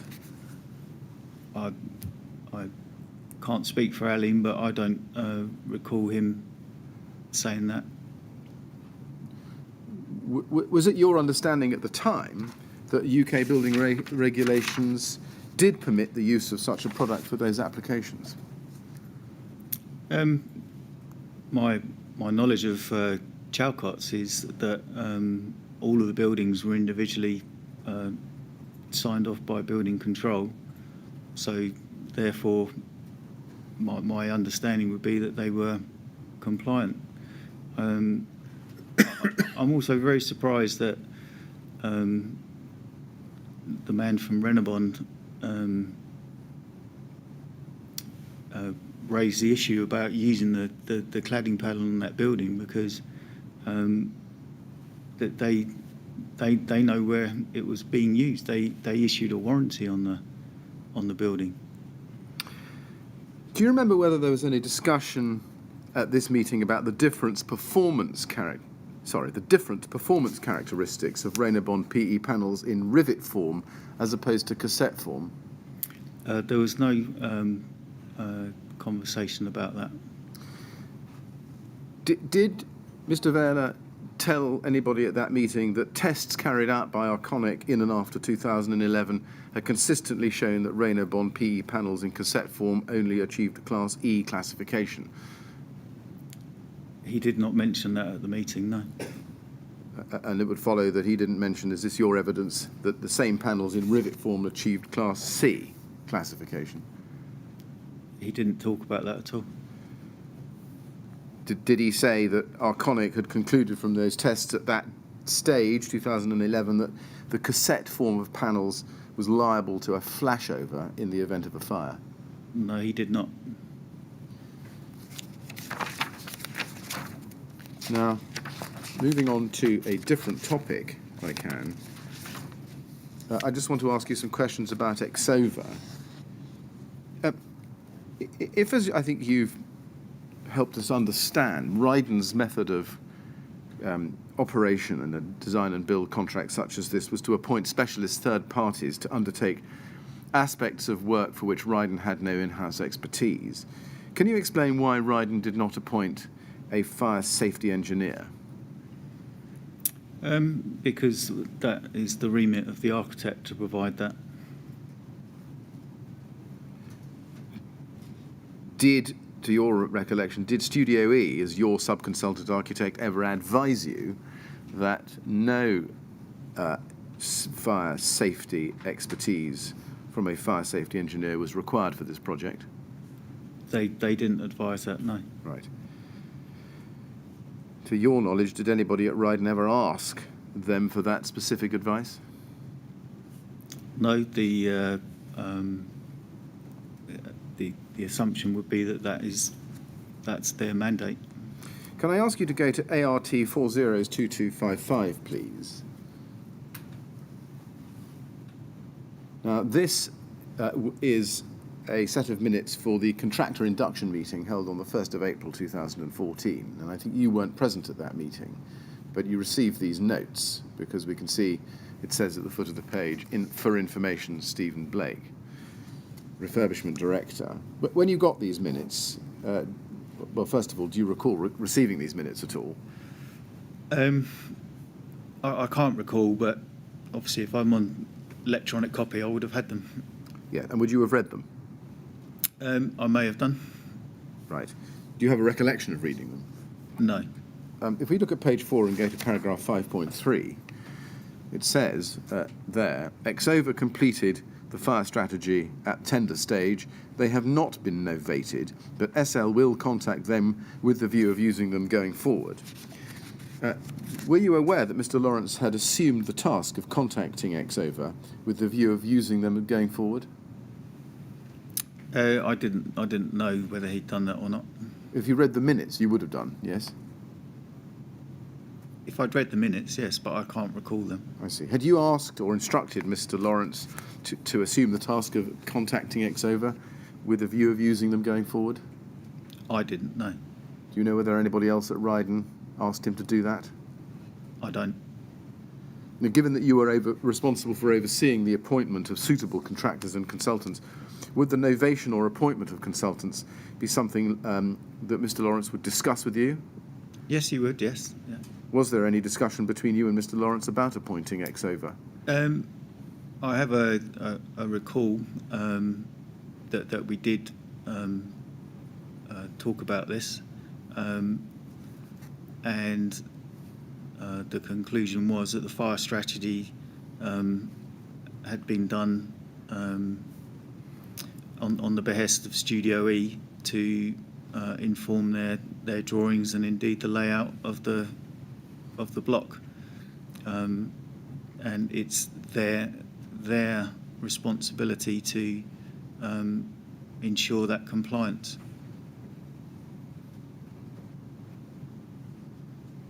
Do you remember when that discussion with Mr. Lawrence took place? I don't. Was it before or after this meeting, do you think? It would have. Well, I imagine it would be after this meeting. Do you remember what prompted the discussion with Mr. Lawrence that you recall?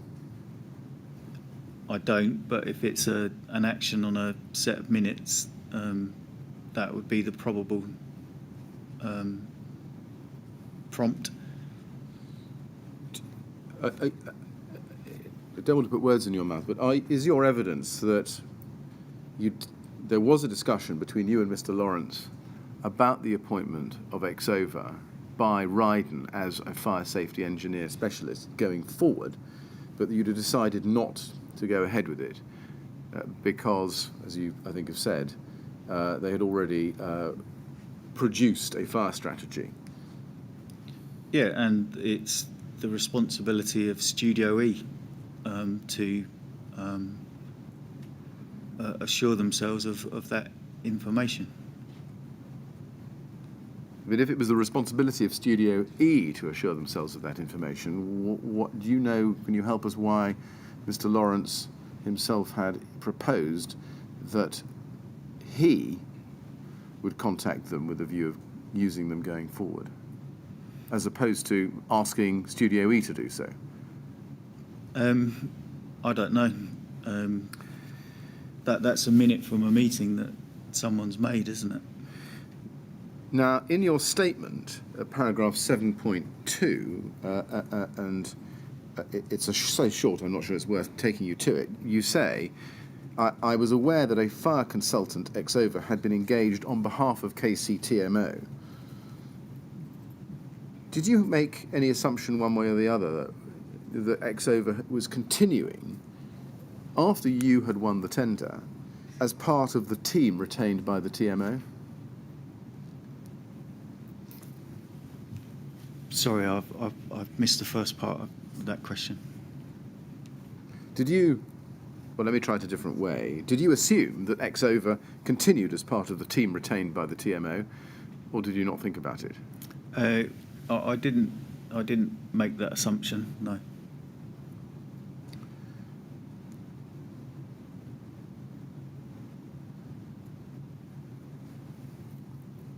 Did you take any steps to check what, if any, contractual arrangements the TMO had in relation to the provision of fire engineering advice once Rydon became principal contractor?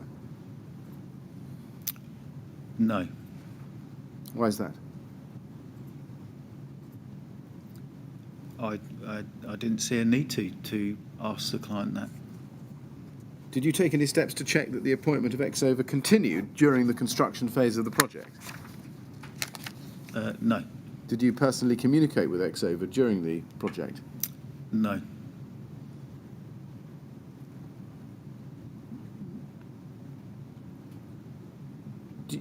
Did you think anyone was providing fire strategy advice after you'd taken over the project?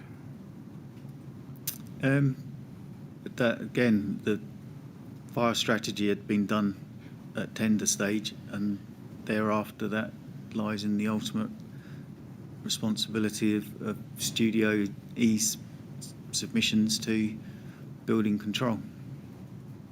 Right, it's right though, isn't it, that on winning the tender, Rydon took over Studio E's employment by the TMO, hence the novation.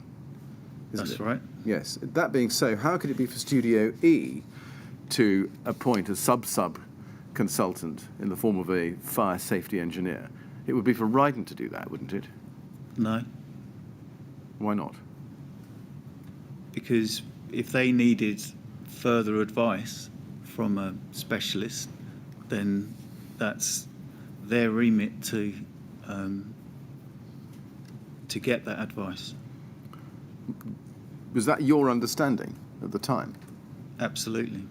Was it based on any contractual documentation you'd seen at the time? Not based on any contractual, but that's my experience of how that obligation flowed. So your experience, can I just understand this? Was it your experience that if the novated architect on a design and build felt that they needed specialist fire engineer input, they would go off and retain it themselves, as opposed to coming to you and asking you to retain the fire engineer? I would say exactly that. And who would pay the fire safety engineer then in that situation? They would. And what say would you have in who it was that they decided to go to and the scope of the appointment? That's for them to determine. Was that your experience? That is, well, my experience is that a fire consultant is generally employed pre our involvement to inform that indeed the strategy, layout, means of escape that are put on the tender drawings. My experience is not to have a novated architect in a design and build scenario. And if there is a fire consultant, that will be part of their remit, because their responsibility is to discharge the obligations of building control. Let me just explore that. Your experience is you say, not to have a novated architect in the design and build scenario. Does that? That's my experience. Is that right? Does that? Well, in this case, of course, we know that Studio E were novated to Rydon. Was this the first time you'd ever experienced that on this project? That is correct, yeah. I see.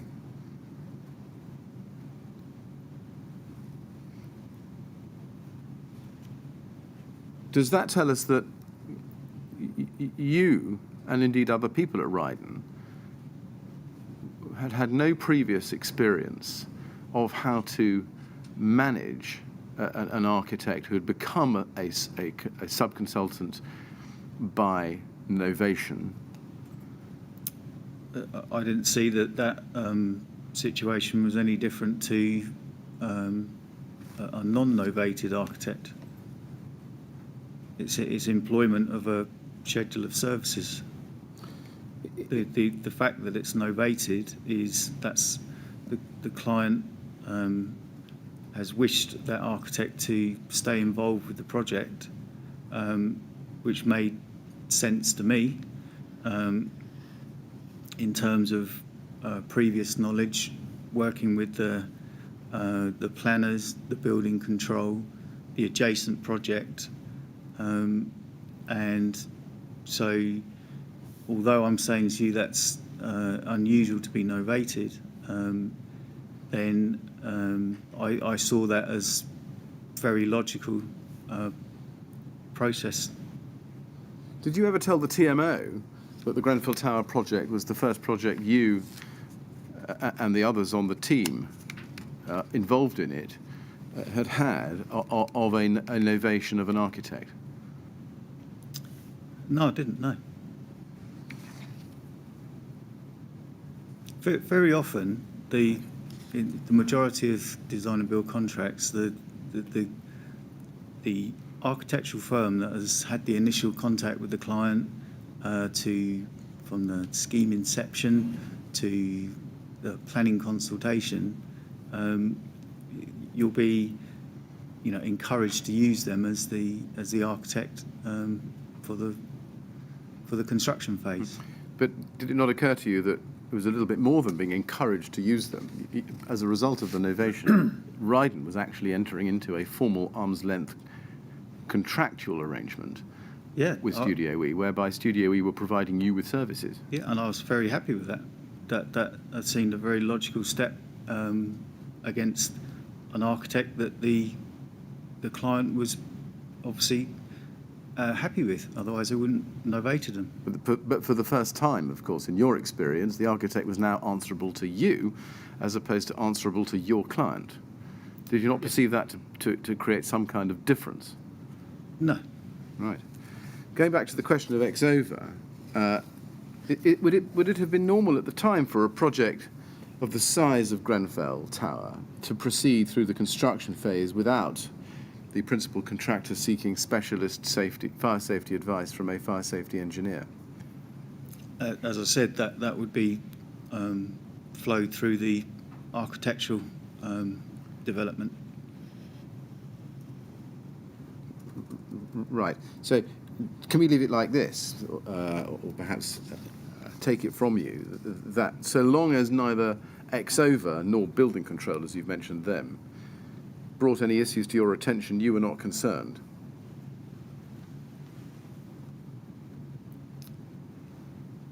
If they... Sorry, would you mind repeating that? Well, actually, I'd like to go back to my prior question, in fact. My first question was, would it have been normal at the time for a project of the size of Grenfell Tower to proceed through the construction phase of the project without the principal contractor seeking specialist advice from a fire safety engineer? I'm not sure I quite got an answer to that question. That is normal, yes. Right. And therefore, can we take it that so long as neither Exover nor building control brought to your attention any issues about fire safety, you were not concerned? If they didn't bring me an issue, then no, I wouldn't be concerned, no. Did you ever consider asking the TMO to be copied in on any communications going to and from Exover relating to the refurbishment? Mr. Millett, do you mean Exover or do you mean Studio E? Because the witness has said he expects Studio E to deal with all this. Well, I'll ask it differently then. I did mean Exover. Yes, all right. Well, let me put it this way. Did you know that, in fact, before you came on the scene, Exover's client was the TMO, not Studio E? I didn't know that. I subsequently saw on the report that it was Exover for Studio E, but that's on behalf of the client, so Yeah. that's the same thing. Yes. All right. Well, let's try the same question again then that I asked before. Did you ever consider asking either the TMO or Studio E if you could be copied in on communications going to and from Exover with regards to the refurbishment? No, I didn't. No. You didn't. Why not? Because I was fulfilling at a point in time, I was either directorial responsibility, and then when I was contracts managing it, I had no contact with them. Now, by September 2014, we've seen from earlier records raised with earlier witnesses that Exover were consulted on an ad hoc basis. Yeah. Did you know that at the time? I've subsequently aware of that because I've seen the emails. Specifically at the time, I wasn't aware of that. Right. Now, as part of the contract documentation that you were sent in order to be able to prepare your tender bid, did you see a report from Exover? I can't recall that. Let me see if I can show it to you. This is CST 6085, please. There are a number of references to this document, Mr. Blake. This is the one I've got. This is issue 3 of Exover's outline fire safety strategy dated the 7th of November 2013. Just looking at the first page there, does this ring a bell with you? It does now, but if you were asking me at the time of tender, did it, then no. No. So, just to be clear, you say you didn't see this at the time of the tender? I may have done, but I don't. You don't recall it? I can't recall this particular document. Did you see Exover's fee proposal and scope of works for the carrying out of the refurbishment works? No. Right. When you received the tender documents, were you not curious to understand what work had been done by a fire safety engineer and to read such work as they had done? Not at the time, no.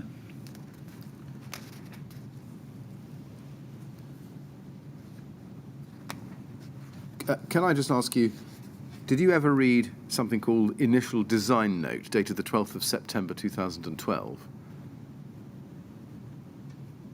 Does that ring a bell with you? From who? Well, let me show you a document. It's TMO 100-37827, please.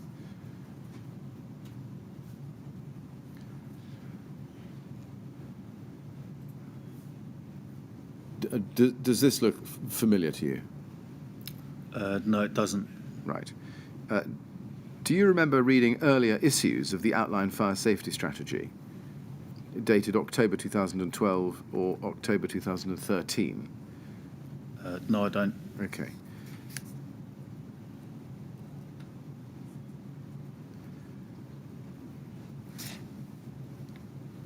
Were you concerned, or did it cross your mind to inquire about why you hadn't seen a detailed fire strategy as part of the tender documentation? No. Okay. Well, let's go back to issue 3, CST 6085. This is issue 3 of the outline fire safety strategy for Grenfell Tower, dated the 7th of November 2013. And can I ask you to turn to page 9 and look, please, at section 3.1.4. This deals with requirement B4, external fire spread. And it says, it is considered that the proposed changes will have no adverse effect on the building in relation to external fire spread, but this will be confirmed by an analysis in a future issue of this report. Do you remember reading that at the time? No. You don't. Do you remember the general idea that Exova had expressed the view that the proposed changes would have no adverse effect on the building, but that conclusion would be confirmed by an analysis in a future issue of their report? I didn't read it, so... No, but did you have an idea in general? Did you know that in general that is what they had said? No, I didn't, no. Okay.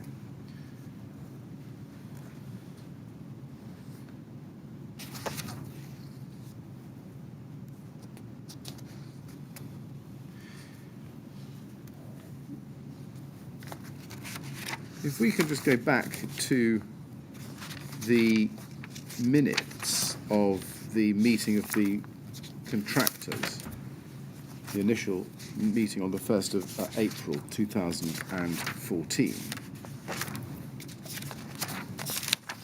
We find those at ART 402255. I just want to ask you about that.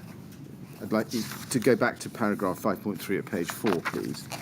We can see there that, as we've seen earlier this morning, Mr. Lawrence says Exova completed the fire strategy at tender stage. Now, whether you recall reading these minutes or not, did you know at the time that Exova had completed a fire strategy at tender stage? Well, if I'd read that minute, then I would know that. Right. Did you ever ask Mr. Lawrence to see that fire strategy? No, I did not. Why is that? I'm directing the project, so that's not something I would ask for. Did you ever yourself even consider fire safety on this project? At that point in time, no. When you say at that point in time, my question was directed at the entire time frame of the project in which you were involved. During that entire time, did you ever think about fire safety? I'm concerned from day one as to the adequacy of any project, and we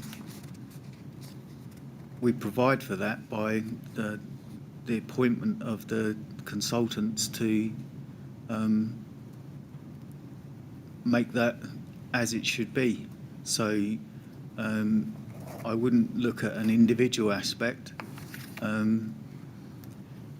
but I would always be, for any project, concerned with its adequacy, that it is compliant. Given that we can see from this minute that Exova had completed a fire strategy at tender stage, or at least that was what the minute says, did you ever, or did anybody else at Rydon ever subsequently take any steps to seek an update of that report from Exova? Not that I'm aware of, and not that I'm aware of. No. And is there any reason why not? Again, I'd put it back to the fact that the tender stage strategy informs the GA's arrangements, sections, fire doors, means of escape that the architects develop on their drawings. did you ever think about consulting Exover on the value engineering changes, particularly to the rain screen panels that had been made since Rydon's appointment? No. Why is that? Only in as much that the change was originally was a requested alternative for as part of the tender. So I would have assumed that someone would have considered that in the process of asking it for it to be priced as an alternative.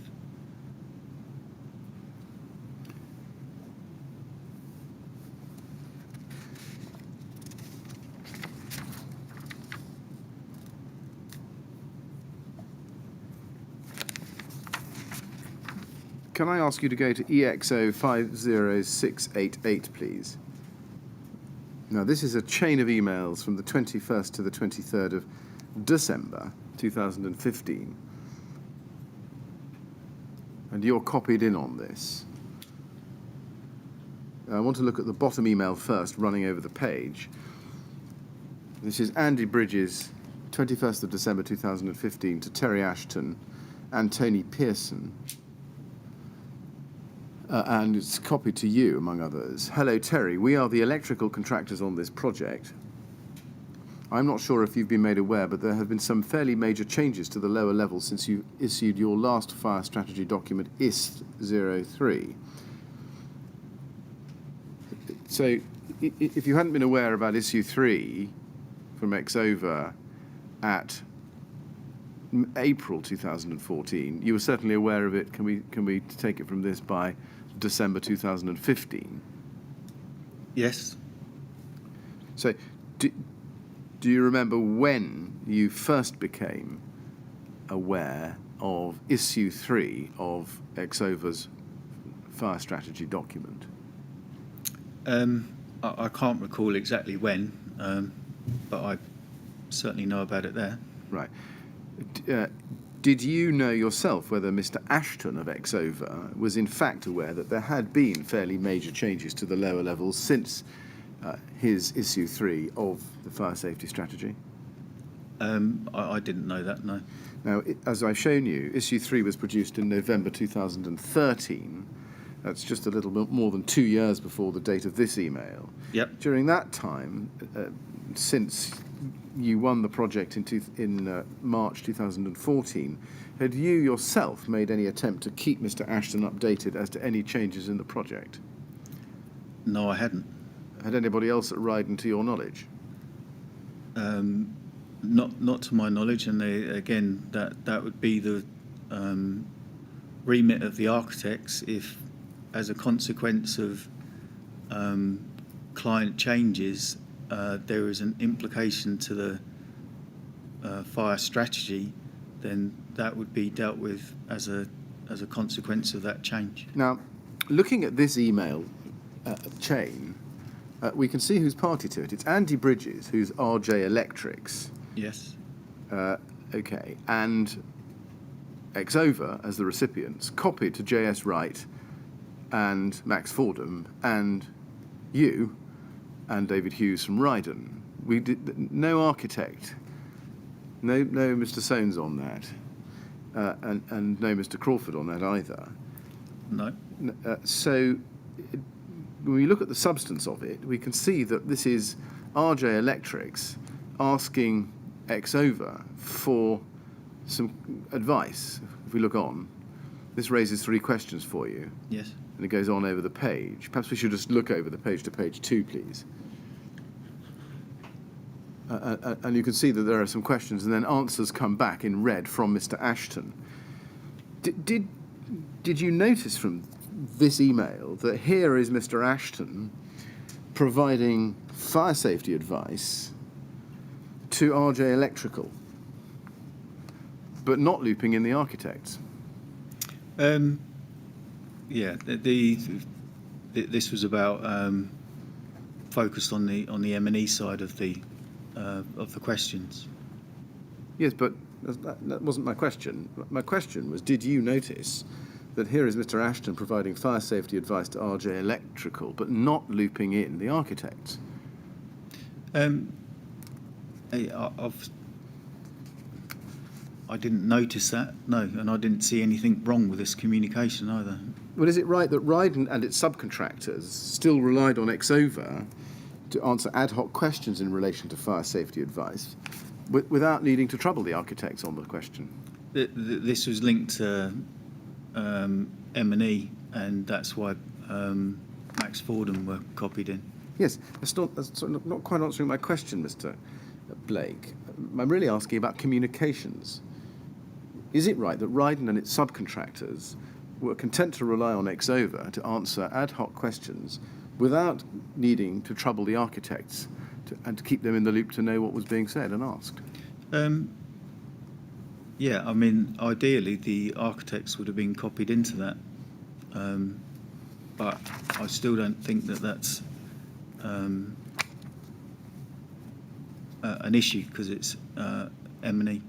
Who did you think Mr. Ashton was advising or acting for when he was giving this advice? Acting on behalf of the project. On behalf of the project? The project isn't a company or a person. Which company or person did you think Mr. Ashton was advising or acting on behalf of when giving this advice? Well, against the request from the electrician, who is our employee. So he's providing some advice for us to answer the questions. Well, if Exova were going to charge a fee, let's just assume, for giving this advice, who would pay that fee? Yeah, we would pay that. You'd pay it? Well, if we've gone to them in this instance directly, and we haven't, or our electrician has, so in that instance, yeah, I would imagine that we would pay for that advice. Yes, thank you. Makes sense at all. And in order to pay for that advice, you would have to have some kind of contract with Exova, wouldn't you? Or they'd send us a bill. Well, in order to take advice from a professional, would it be your experience that before they gave any advice, you would enter into a services contract? In the majority, yeah. Did Rydon have one with Exova? No, we didn't.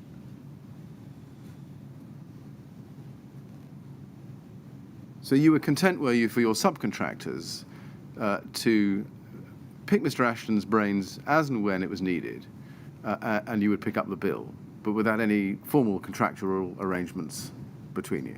If Exova had presented us a bill, then that would have been our consideration. The approach to Exova is that they did the fire strategy for the building in the first place, so they must have had an employment to do that. So it's a question that's been asked against that. So I can only explain it like that. Did you not wonder who Exova thought they were advising or responsible to for this advice? That would lead back to their report that they did in the first place.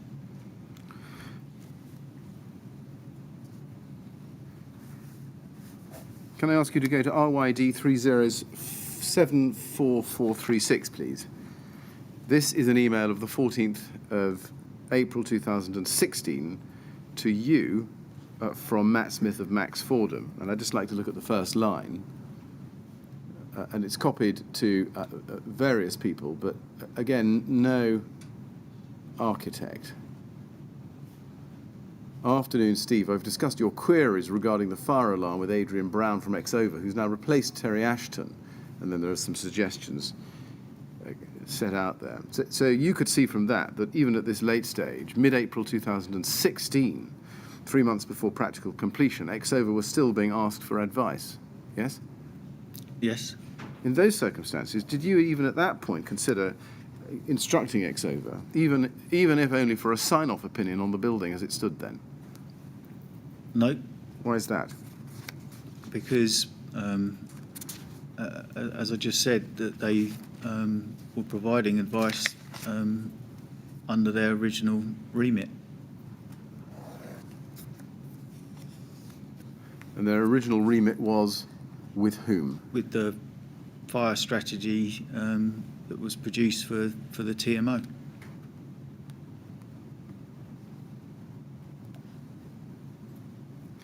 I just want to ask you some questions about Carl Stokes then, if I may. In your statement, you refer to Carl Stokes, the fire risk assessor retained by the TMO. Can you help us? What was your understanding at the time of Carl Stokes' role in the refurbishment project, if any?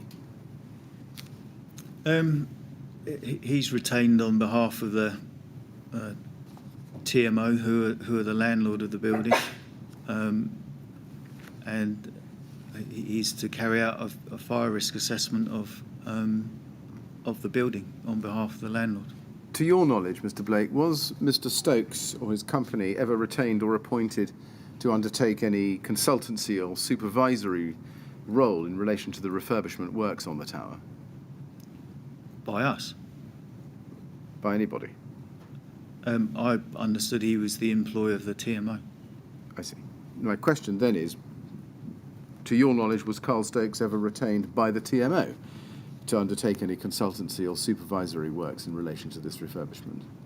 That's what I understood, yes. You thought he was a TMO contractor to act as a consultant or supervisor in respect of the refurbishment. Is that right? Not, he was acting on behalf of the TMO to provide an FRA, not consultancy about the refurbishment specifically. Right. To your knowledge, did he ever give any fire safety advice to Rydon about the design or the construction of the rain screen cladding facade? No, not to my knowledge.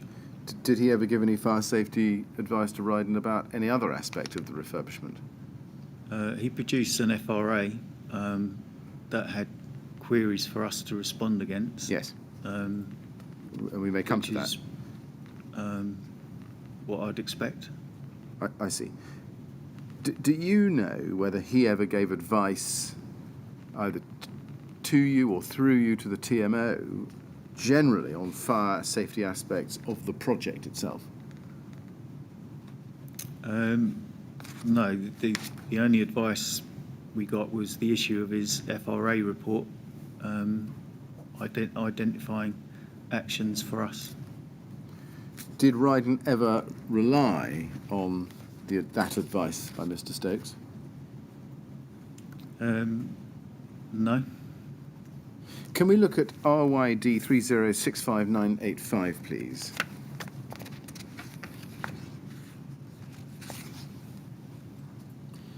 This is an email of the 28th of January 2016 from you to Carl Stokes, copying in David Hughes and Claire Williams. In that email, you can see that you asked Carl Stokes for a meeting on the 4th of February 2016, and you say, we are rapidly reaching the conclusion of the project and would appreciate the opportunity to ensure that we have covered all formalities in respect of FRA. Why did you seek Carl Stokes' input?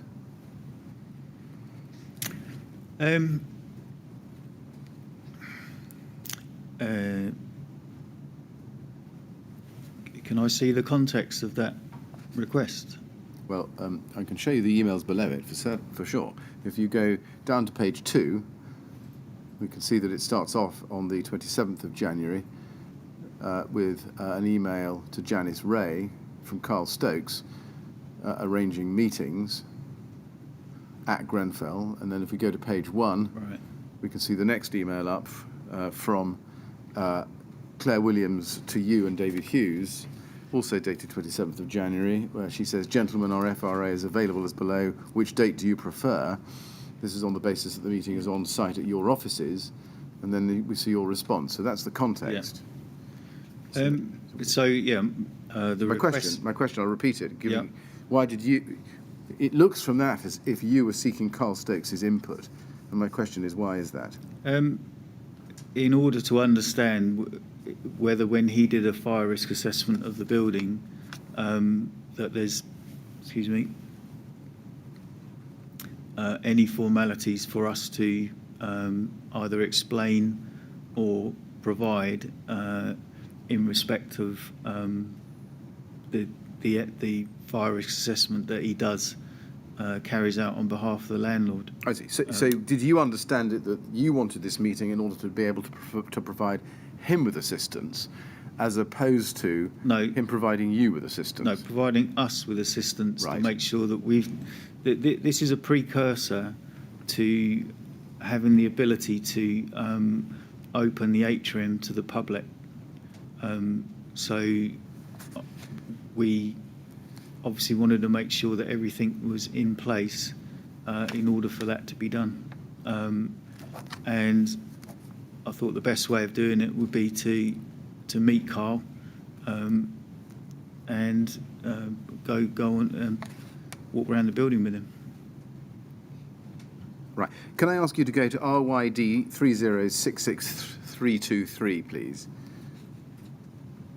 This is an email of the 29th of January 2016, a day later, between you and Carl Stokes.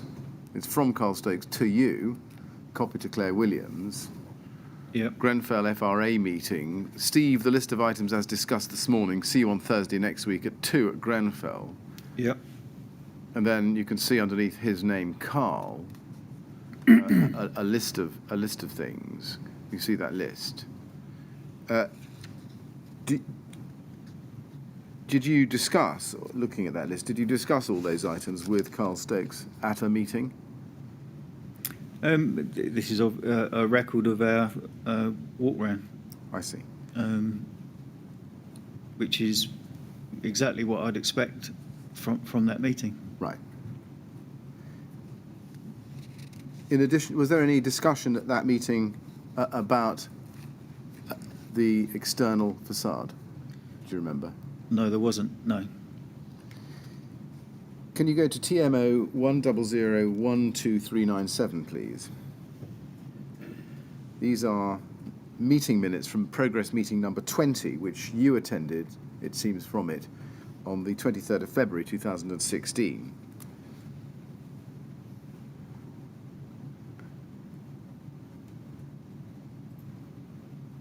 And we can see who was there. Various people from the TMO, and then you're listed as present. Can I ask you please to go to page 4 and look at the middle item, 2.20, and it's under the heading Fire Compartmentation Action Update, and it says, SB met with Carl Stokes, TMO Fire Risk Assessor, advised Rydon not to introduce or alter any further works and nothing further is to be progressed. CW to liaise with Carl and confirm. Carl Stokes will produce a report in the form of the fire risk assessment, identifying any shortfalls which will be submitted to CW on or near completion, and then the actioner is CW. Do you remember what specific aspect or aspects of fire compartmentation Mr. Stokes was advising on? Yes, I do. In the walk round in the communal areas, there are some service risers either side of the lift shaft that were covered by a chipboard panel, and there was, I think Carl probably saw it before me, but there was evidence of some fire stopping required in there. Right. Does this show us that you are seeking advice from Mr. Stokes?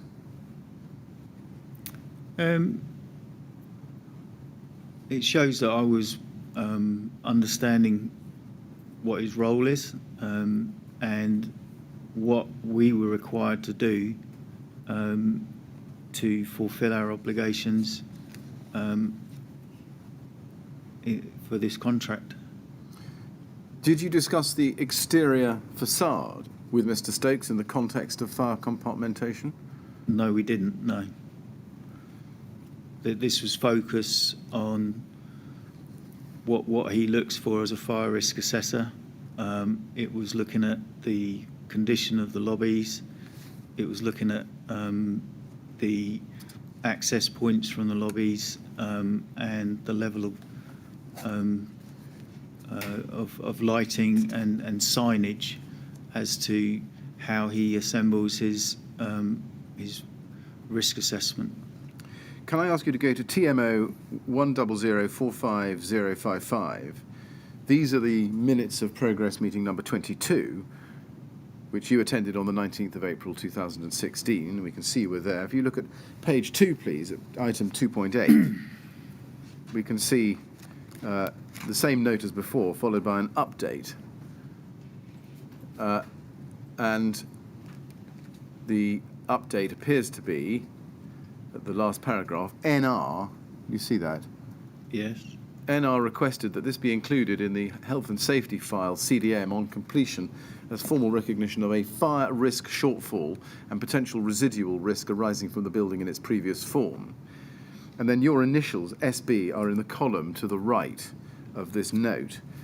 Can you help us? What was the residual risk which had been identified there? He must be referring to the areas of the building that weren't part of our remit that required fire stopping. Did you see the fire risk assessment as completed by Carl Stokes, dated the 20th of June 2016? I would imagine that I did, yeah. But I can't recall whether I did. Did you check whether it included the residual risk referred to at this meeting? I don't remember actioning that minute in the way that that's asked. Right. Well, given that your initials are next to the action point, was it not your responsibility to ensure that the FRA was included in the health and safety file? It's not asking for the FRA, it's asking for a note. Well, we can quibble about this, but in the previous paragraph it says Carl Stokes will produce a report in the form of the fire risk assessment, identifying any shortfalls which will be submitted to Claire Williams on or near completion. NR, as Neil Reed, requested that this be included in the H&S file. Okay. I beg your pardon, I've misread that. But with respect to a fire risk assessment, that is absolutely the property of the client, and that's for them to pick up in the health and safety file, or in any respect. Let me put the question then again. Given that your initials are next to the action point, was it not your responsibility to ensure that the fire risk assessment was included in the health and safety file? I was given that responsibility, but our remit was to provide information for the health and safety file. It was for the person responsible for that file to collate that. And who was that, to your understanding? Well, originally it was Artelier, and then they had the function of CDMC, and then that responsibility changed, I think October 15, with a change of legislation, and the client took on that responsibility. Did you ever have a discussion after this note, or this meeting, 19th of April 2016, with the client that although it said that you were going to include the FRA in the health and safety file, actually it should be them? No, I didn't. No. Right. Given that your initials are under the action note, why is that? I can't explain that. I didn't do it. Now, the FRA was not in the end included in the health and safety file. Can you explain why not? No, I can't. No. Can I ask you to look at Mr. Stokes's witness statement? I'm just going to show you one part of it. It's CST 403063 at page 42. And I'd like you to look at paragraph 120 with me.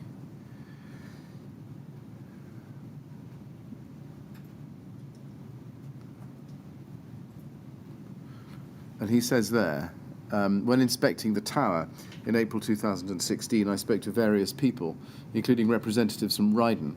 However, I cannot now remember exactly who I spoke to on this occasion, as I had noted the isolated cladding test panel when visiting the tower in 2014, and in particular the timber battens that were being used at that time.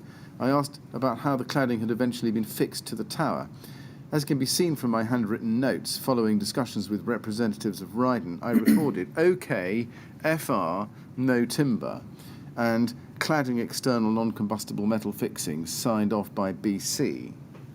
I do not remember the precise conversations I had. However, my understanding on leaving the tower after my inspection was that the actual cladding was compliant with the building regulations and the obvious presenting issue, the timber battens had been dealt with, etc. Do you recall having a conversation with Carl Stokes in April 2016 about the cladding? No, I don't.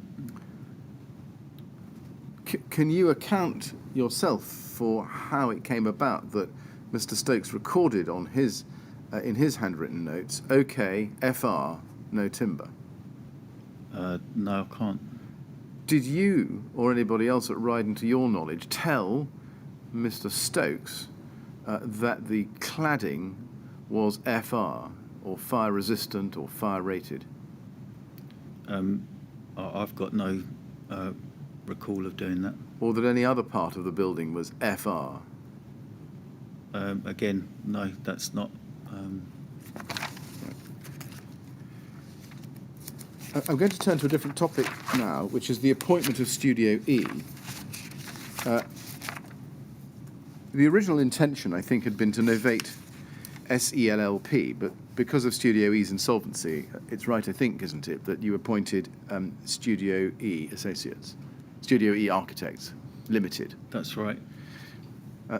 Did you yourself have anything to do with the novation of Studio E to Rydon? Not the novation, no. Right. Who did it? Who was it left to?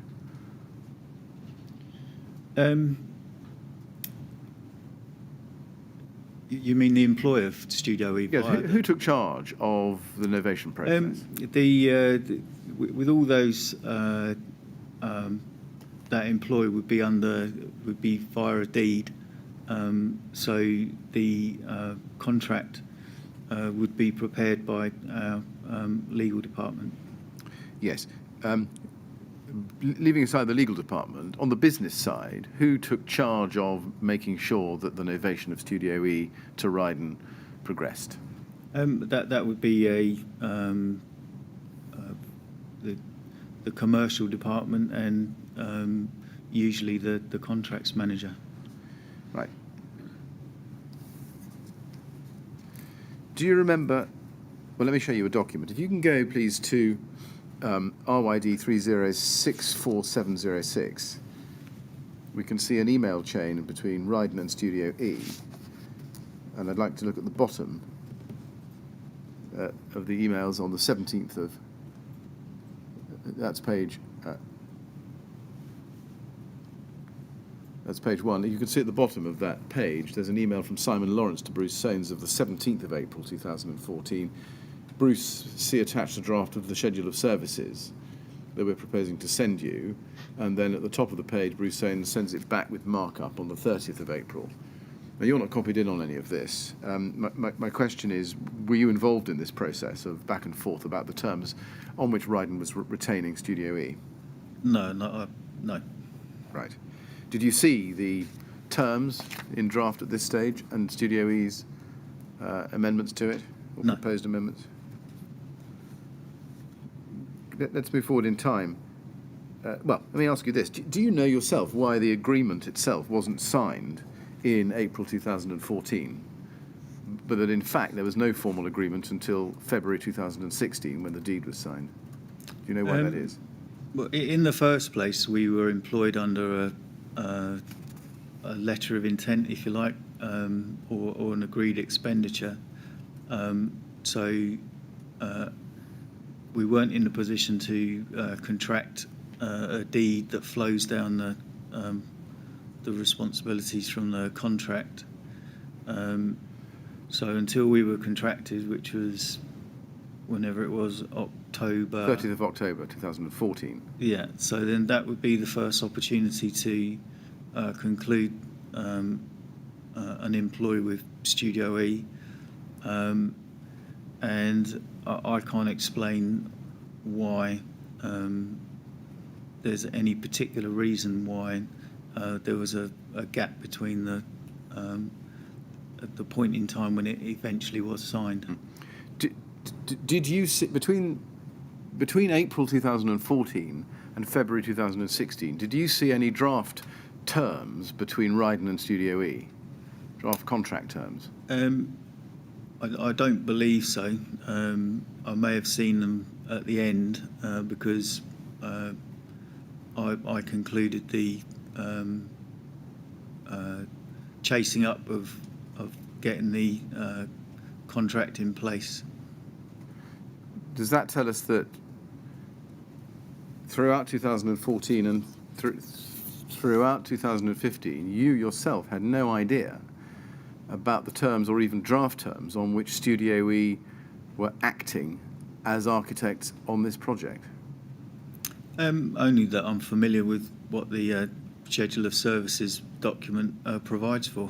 That's the standard RIBA Schedule of Services, is it? No, that's the Schedule of Services that we provide as part of the contract that would be entered into. Right. But is it right that you never actually explored whether or not Studio E had any objections to any part of that or any changes to it? I didn't know. Right. RYD 30's57355, please. This is an email from Daniel Banks of Rydon to Zach Maynard, copied to you of the 11th of November 2015. Now, this is over a year, I think, after the signing of the design and build contract with the TMO. And I just want to look at the first bullet point. And one, I should show you that one of the attachments is the Schedule of Services letter, 17th of April 2014. So this is 11th of November 15, and it's attaching the Schedule of Services letter from April 14. And then in the first bullet point, it says, Studio E Architects. Instead of novating, I will appoint on our own standard terms, using the attached Schedule of Services and fees. Can you confirm you're happy with these, including the amendments? I also note that the fees are split into Studio E LLP and Studio E Limited. Can you confirm in which name the appointment should be, as I note that LLP has since gone into liquidation? Can you explain why this process of contracting was left for so long, between April 14 and November 15? I can't explain that, no. Would that be normal within Rydon to leave the contractual arrangements between Rydon and its novated architect, if it had any ever, or any other subcontractor for that matter, up in the air for so long? It's not normal. It has happened before, and I can't explain why in this instance. You had contractual design responsibility to the TMO from the 30th of October 2014 under the formal signed and witnessed design and build contract. but no back-to-back, if you like, architect subcontract in place for that entire period. Now, wasn't that something of a risk? Potentially. So that's why it's best to employ everyone straight away. And you had no warranty of any past work from Studio E. So you were on the hook for everything that Studio E had done, so far as TMO were concerned, but you had no comeback against Studio E. Again, was that not a real risk? It's the same thing, yes. Yeah. Can I look at next document, SEA 3013741? This is an email from the 14th of December 2015, which shows the near final text sent by Daniel Banks, who was a trainee solicitor at Rydon, to Bruce Soames in respect of Grenfell Tower. Let's just look at the 3 bullet points there. This is, Dear Bruce, thank you for your email. I'm conscious we have outstanding appointments and warranties for the following jobs: Lea Bridge Road, Frognall Place, Grenfell Towers. Now, Rydon's website tells us that those projects, those other projects, Lea Bridge Road and Frognall Place, were worth respectively £6.1 million and £7 million. So those were pretty substantial projects, weren't they? Yeah, reasonable size. Not. Do you know when Studio E became Rydon's architect subconsultant on those projects? Not specifically, no. Now let's turn to RYD 3064847. This is a letter from Rydon, formal letter to Bruce Soames, 20th of January 2016. Dear Bruce, Grenfell Tower, London. And he encloses 2 documents: a deed of appointment in duplicate and a collateral warranty in favour of the employer in triplicate.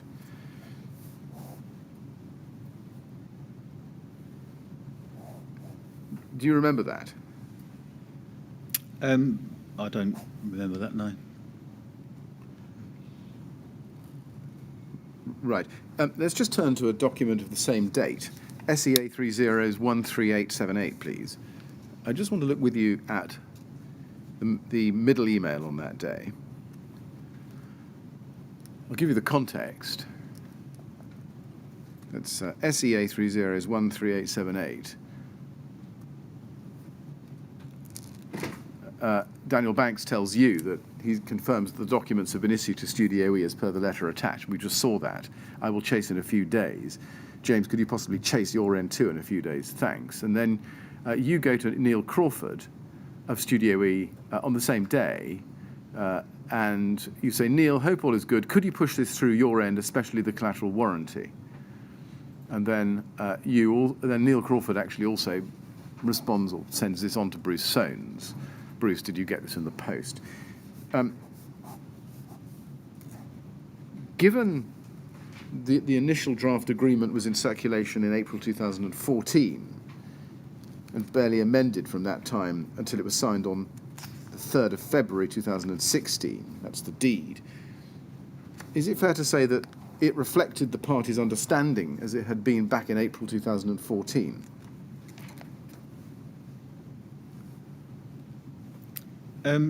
Yes, I mean, they continue to provide a service,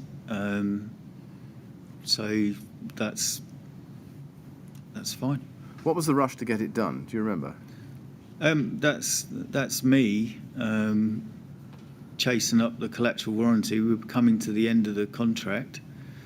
It's a requisite for PC, so therefore I'm pursuing it. Well, in the first instance, let's get the employee sorted out.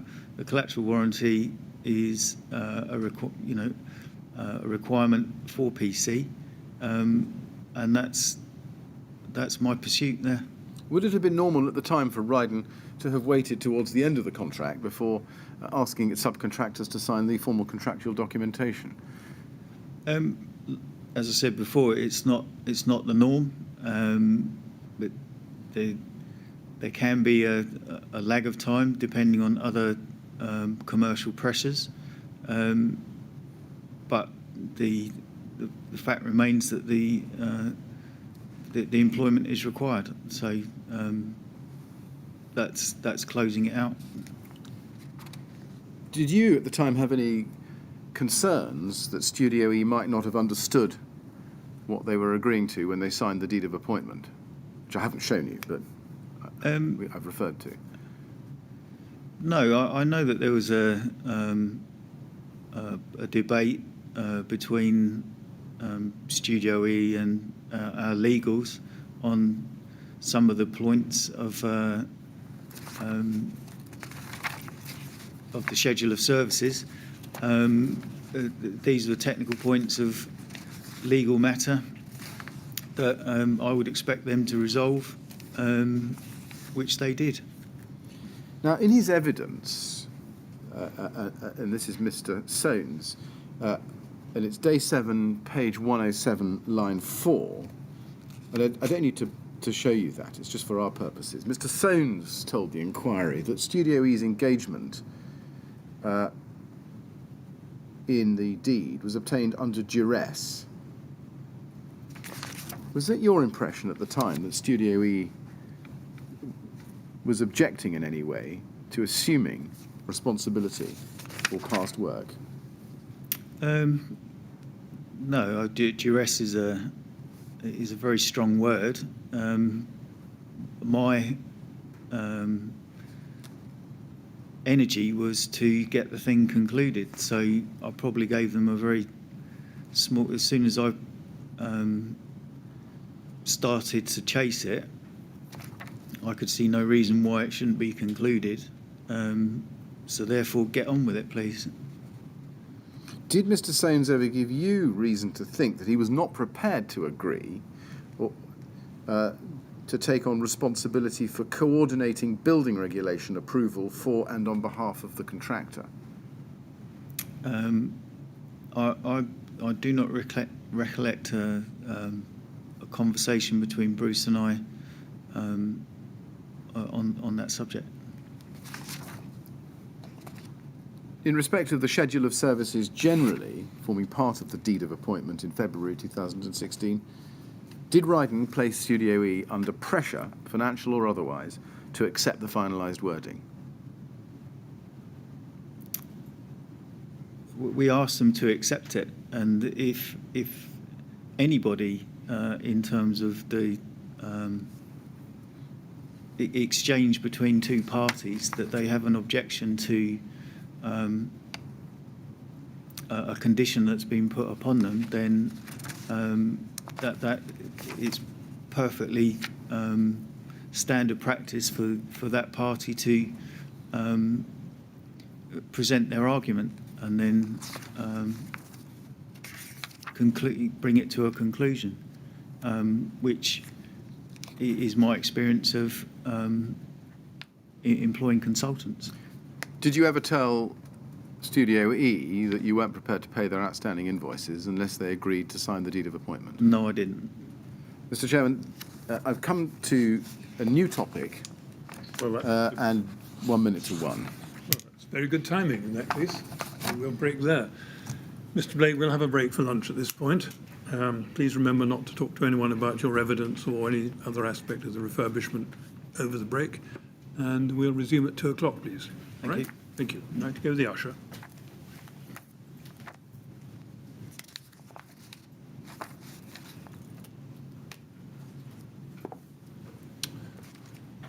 Thank you. 2 o'clock, please.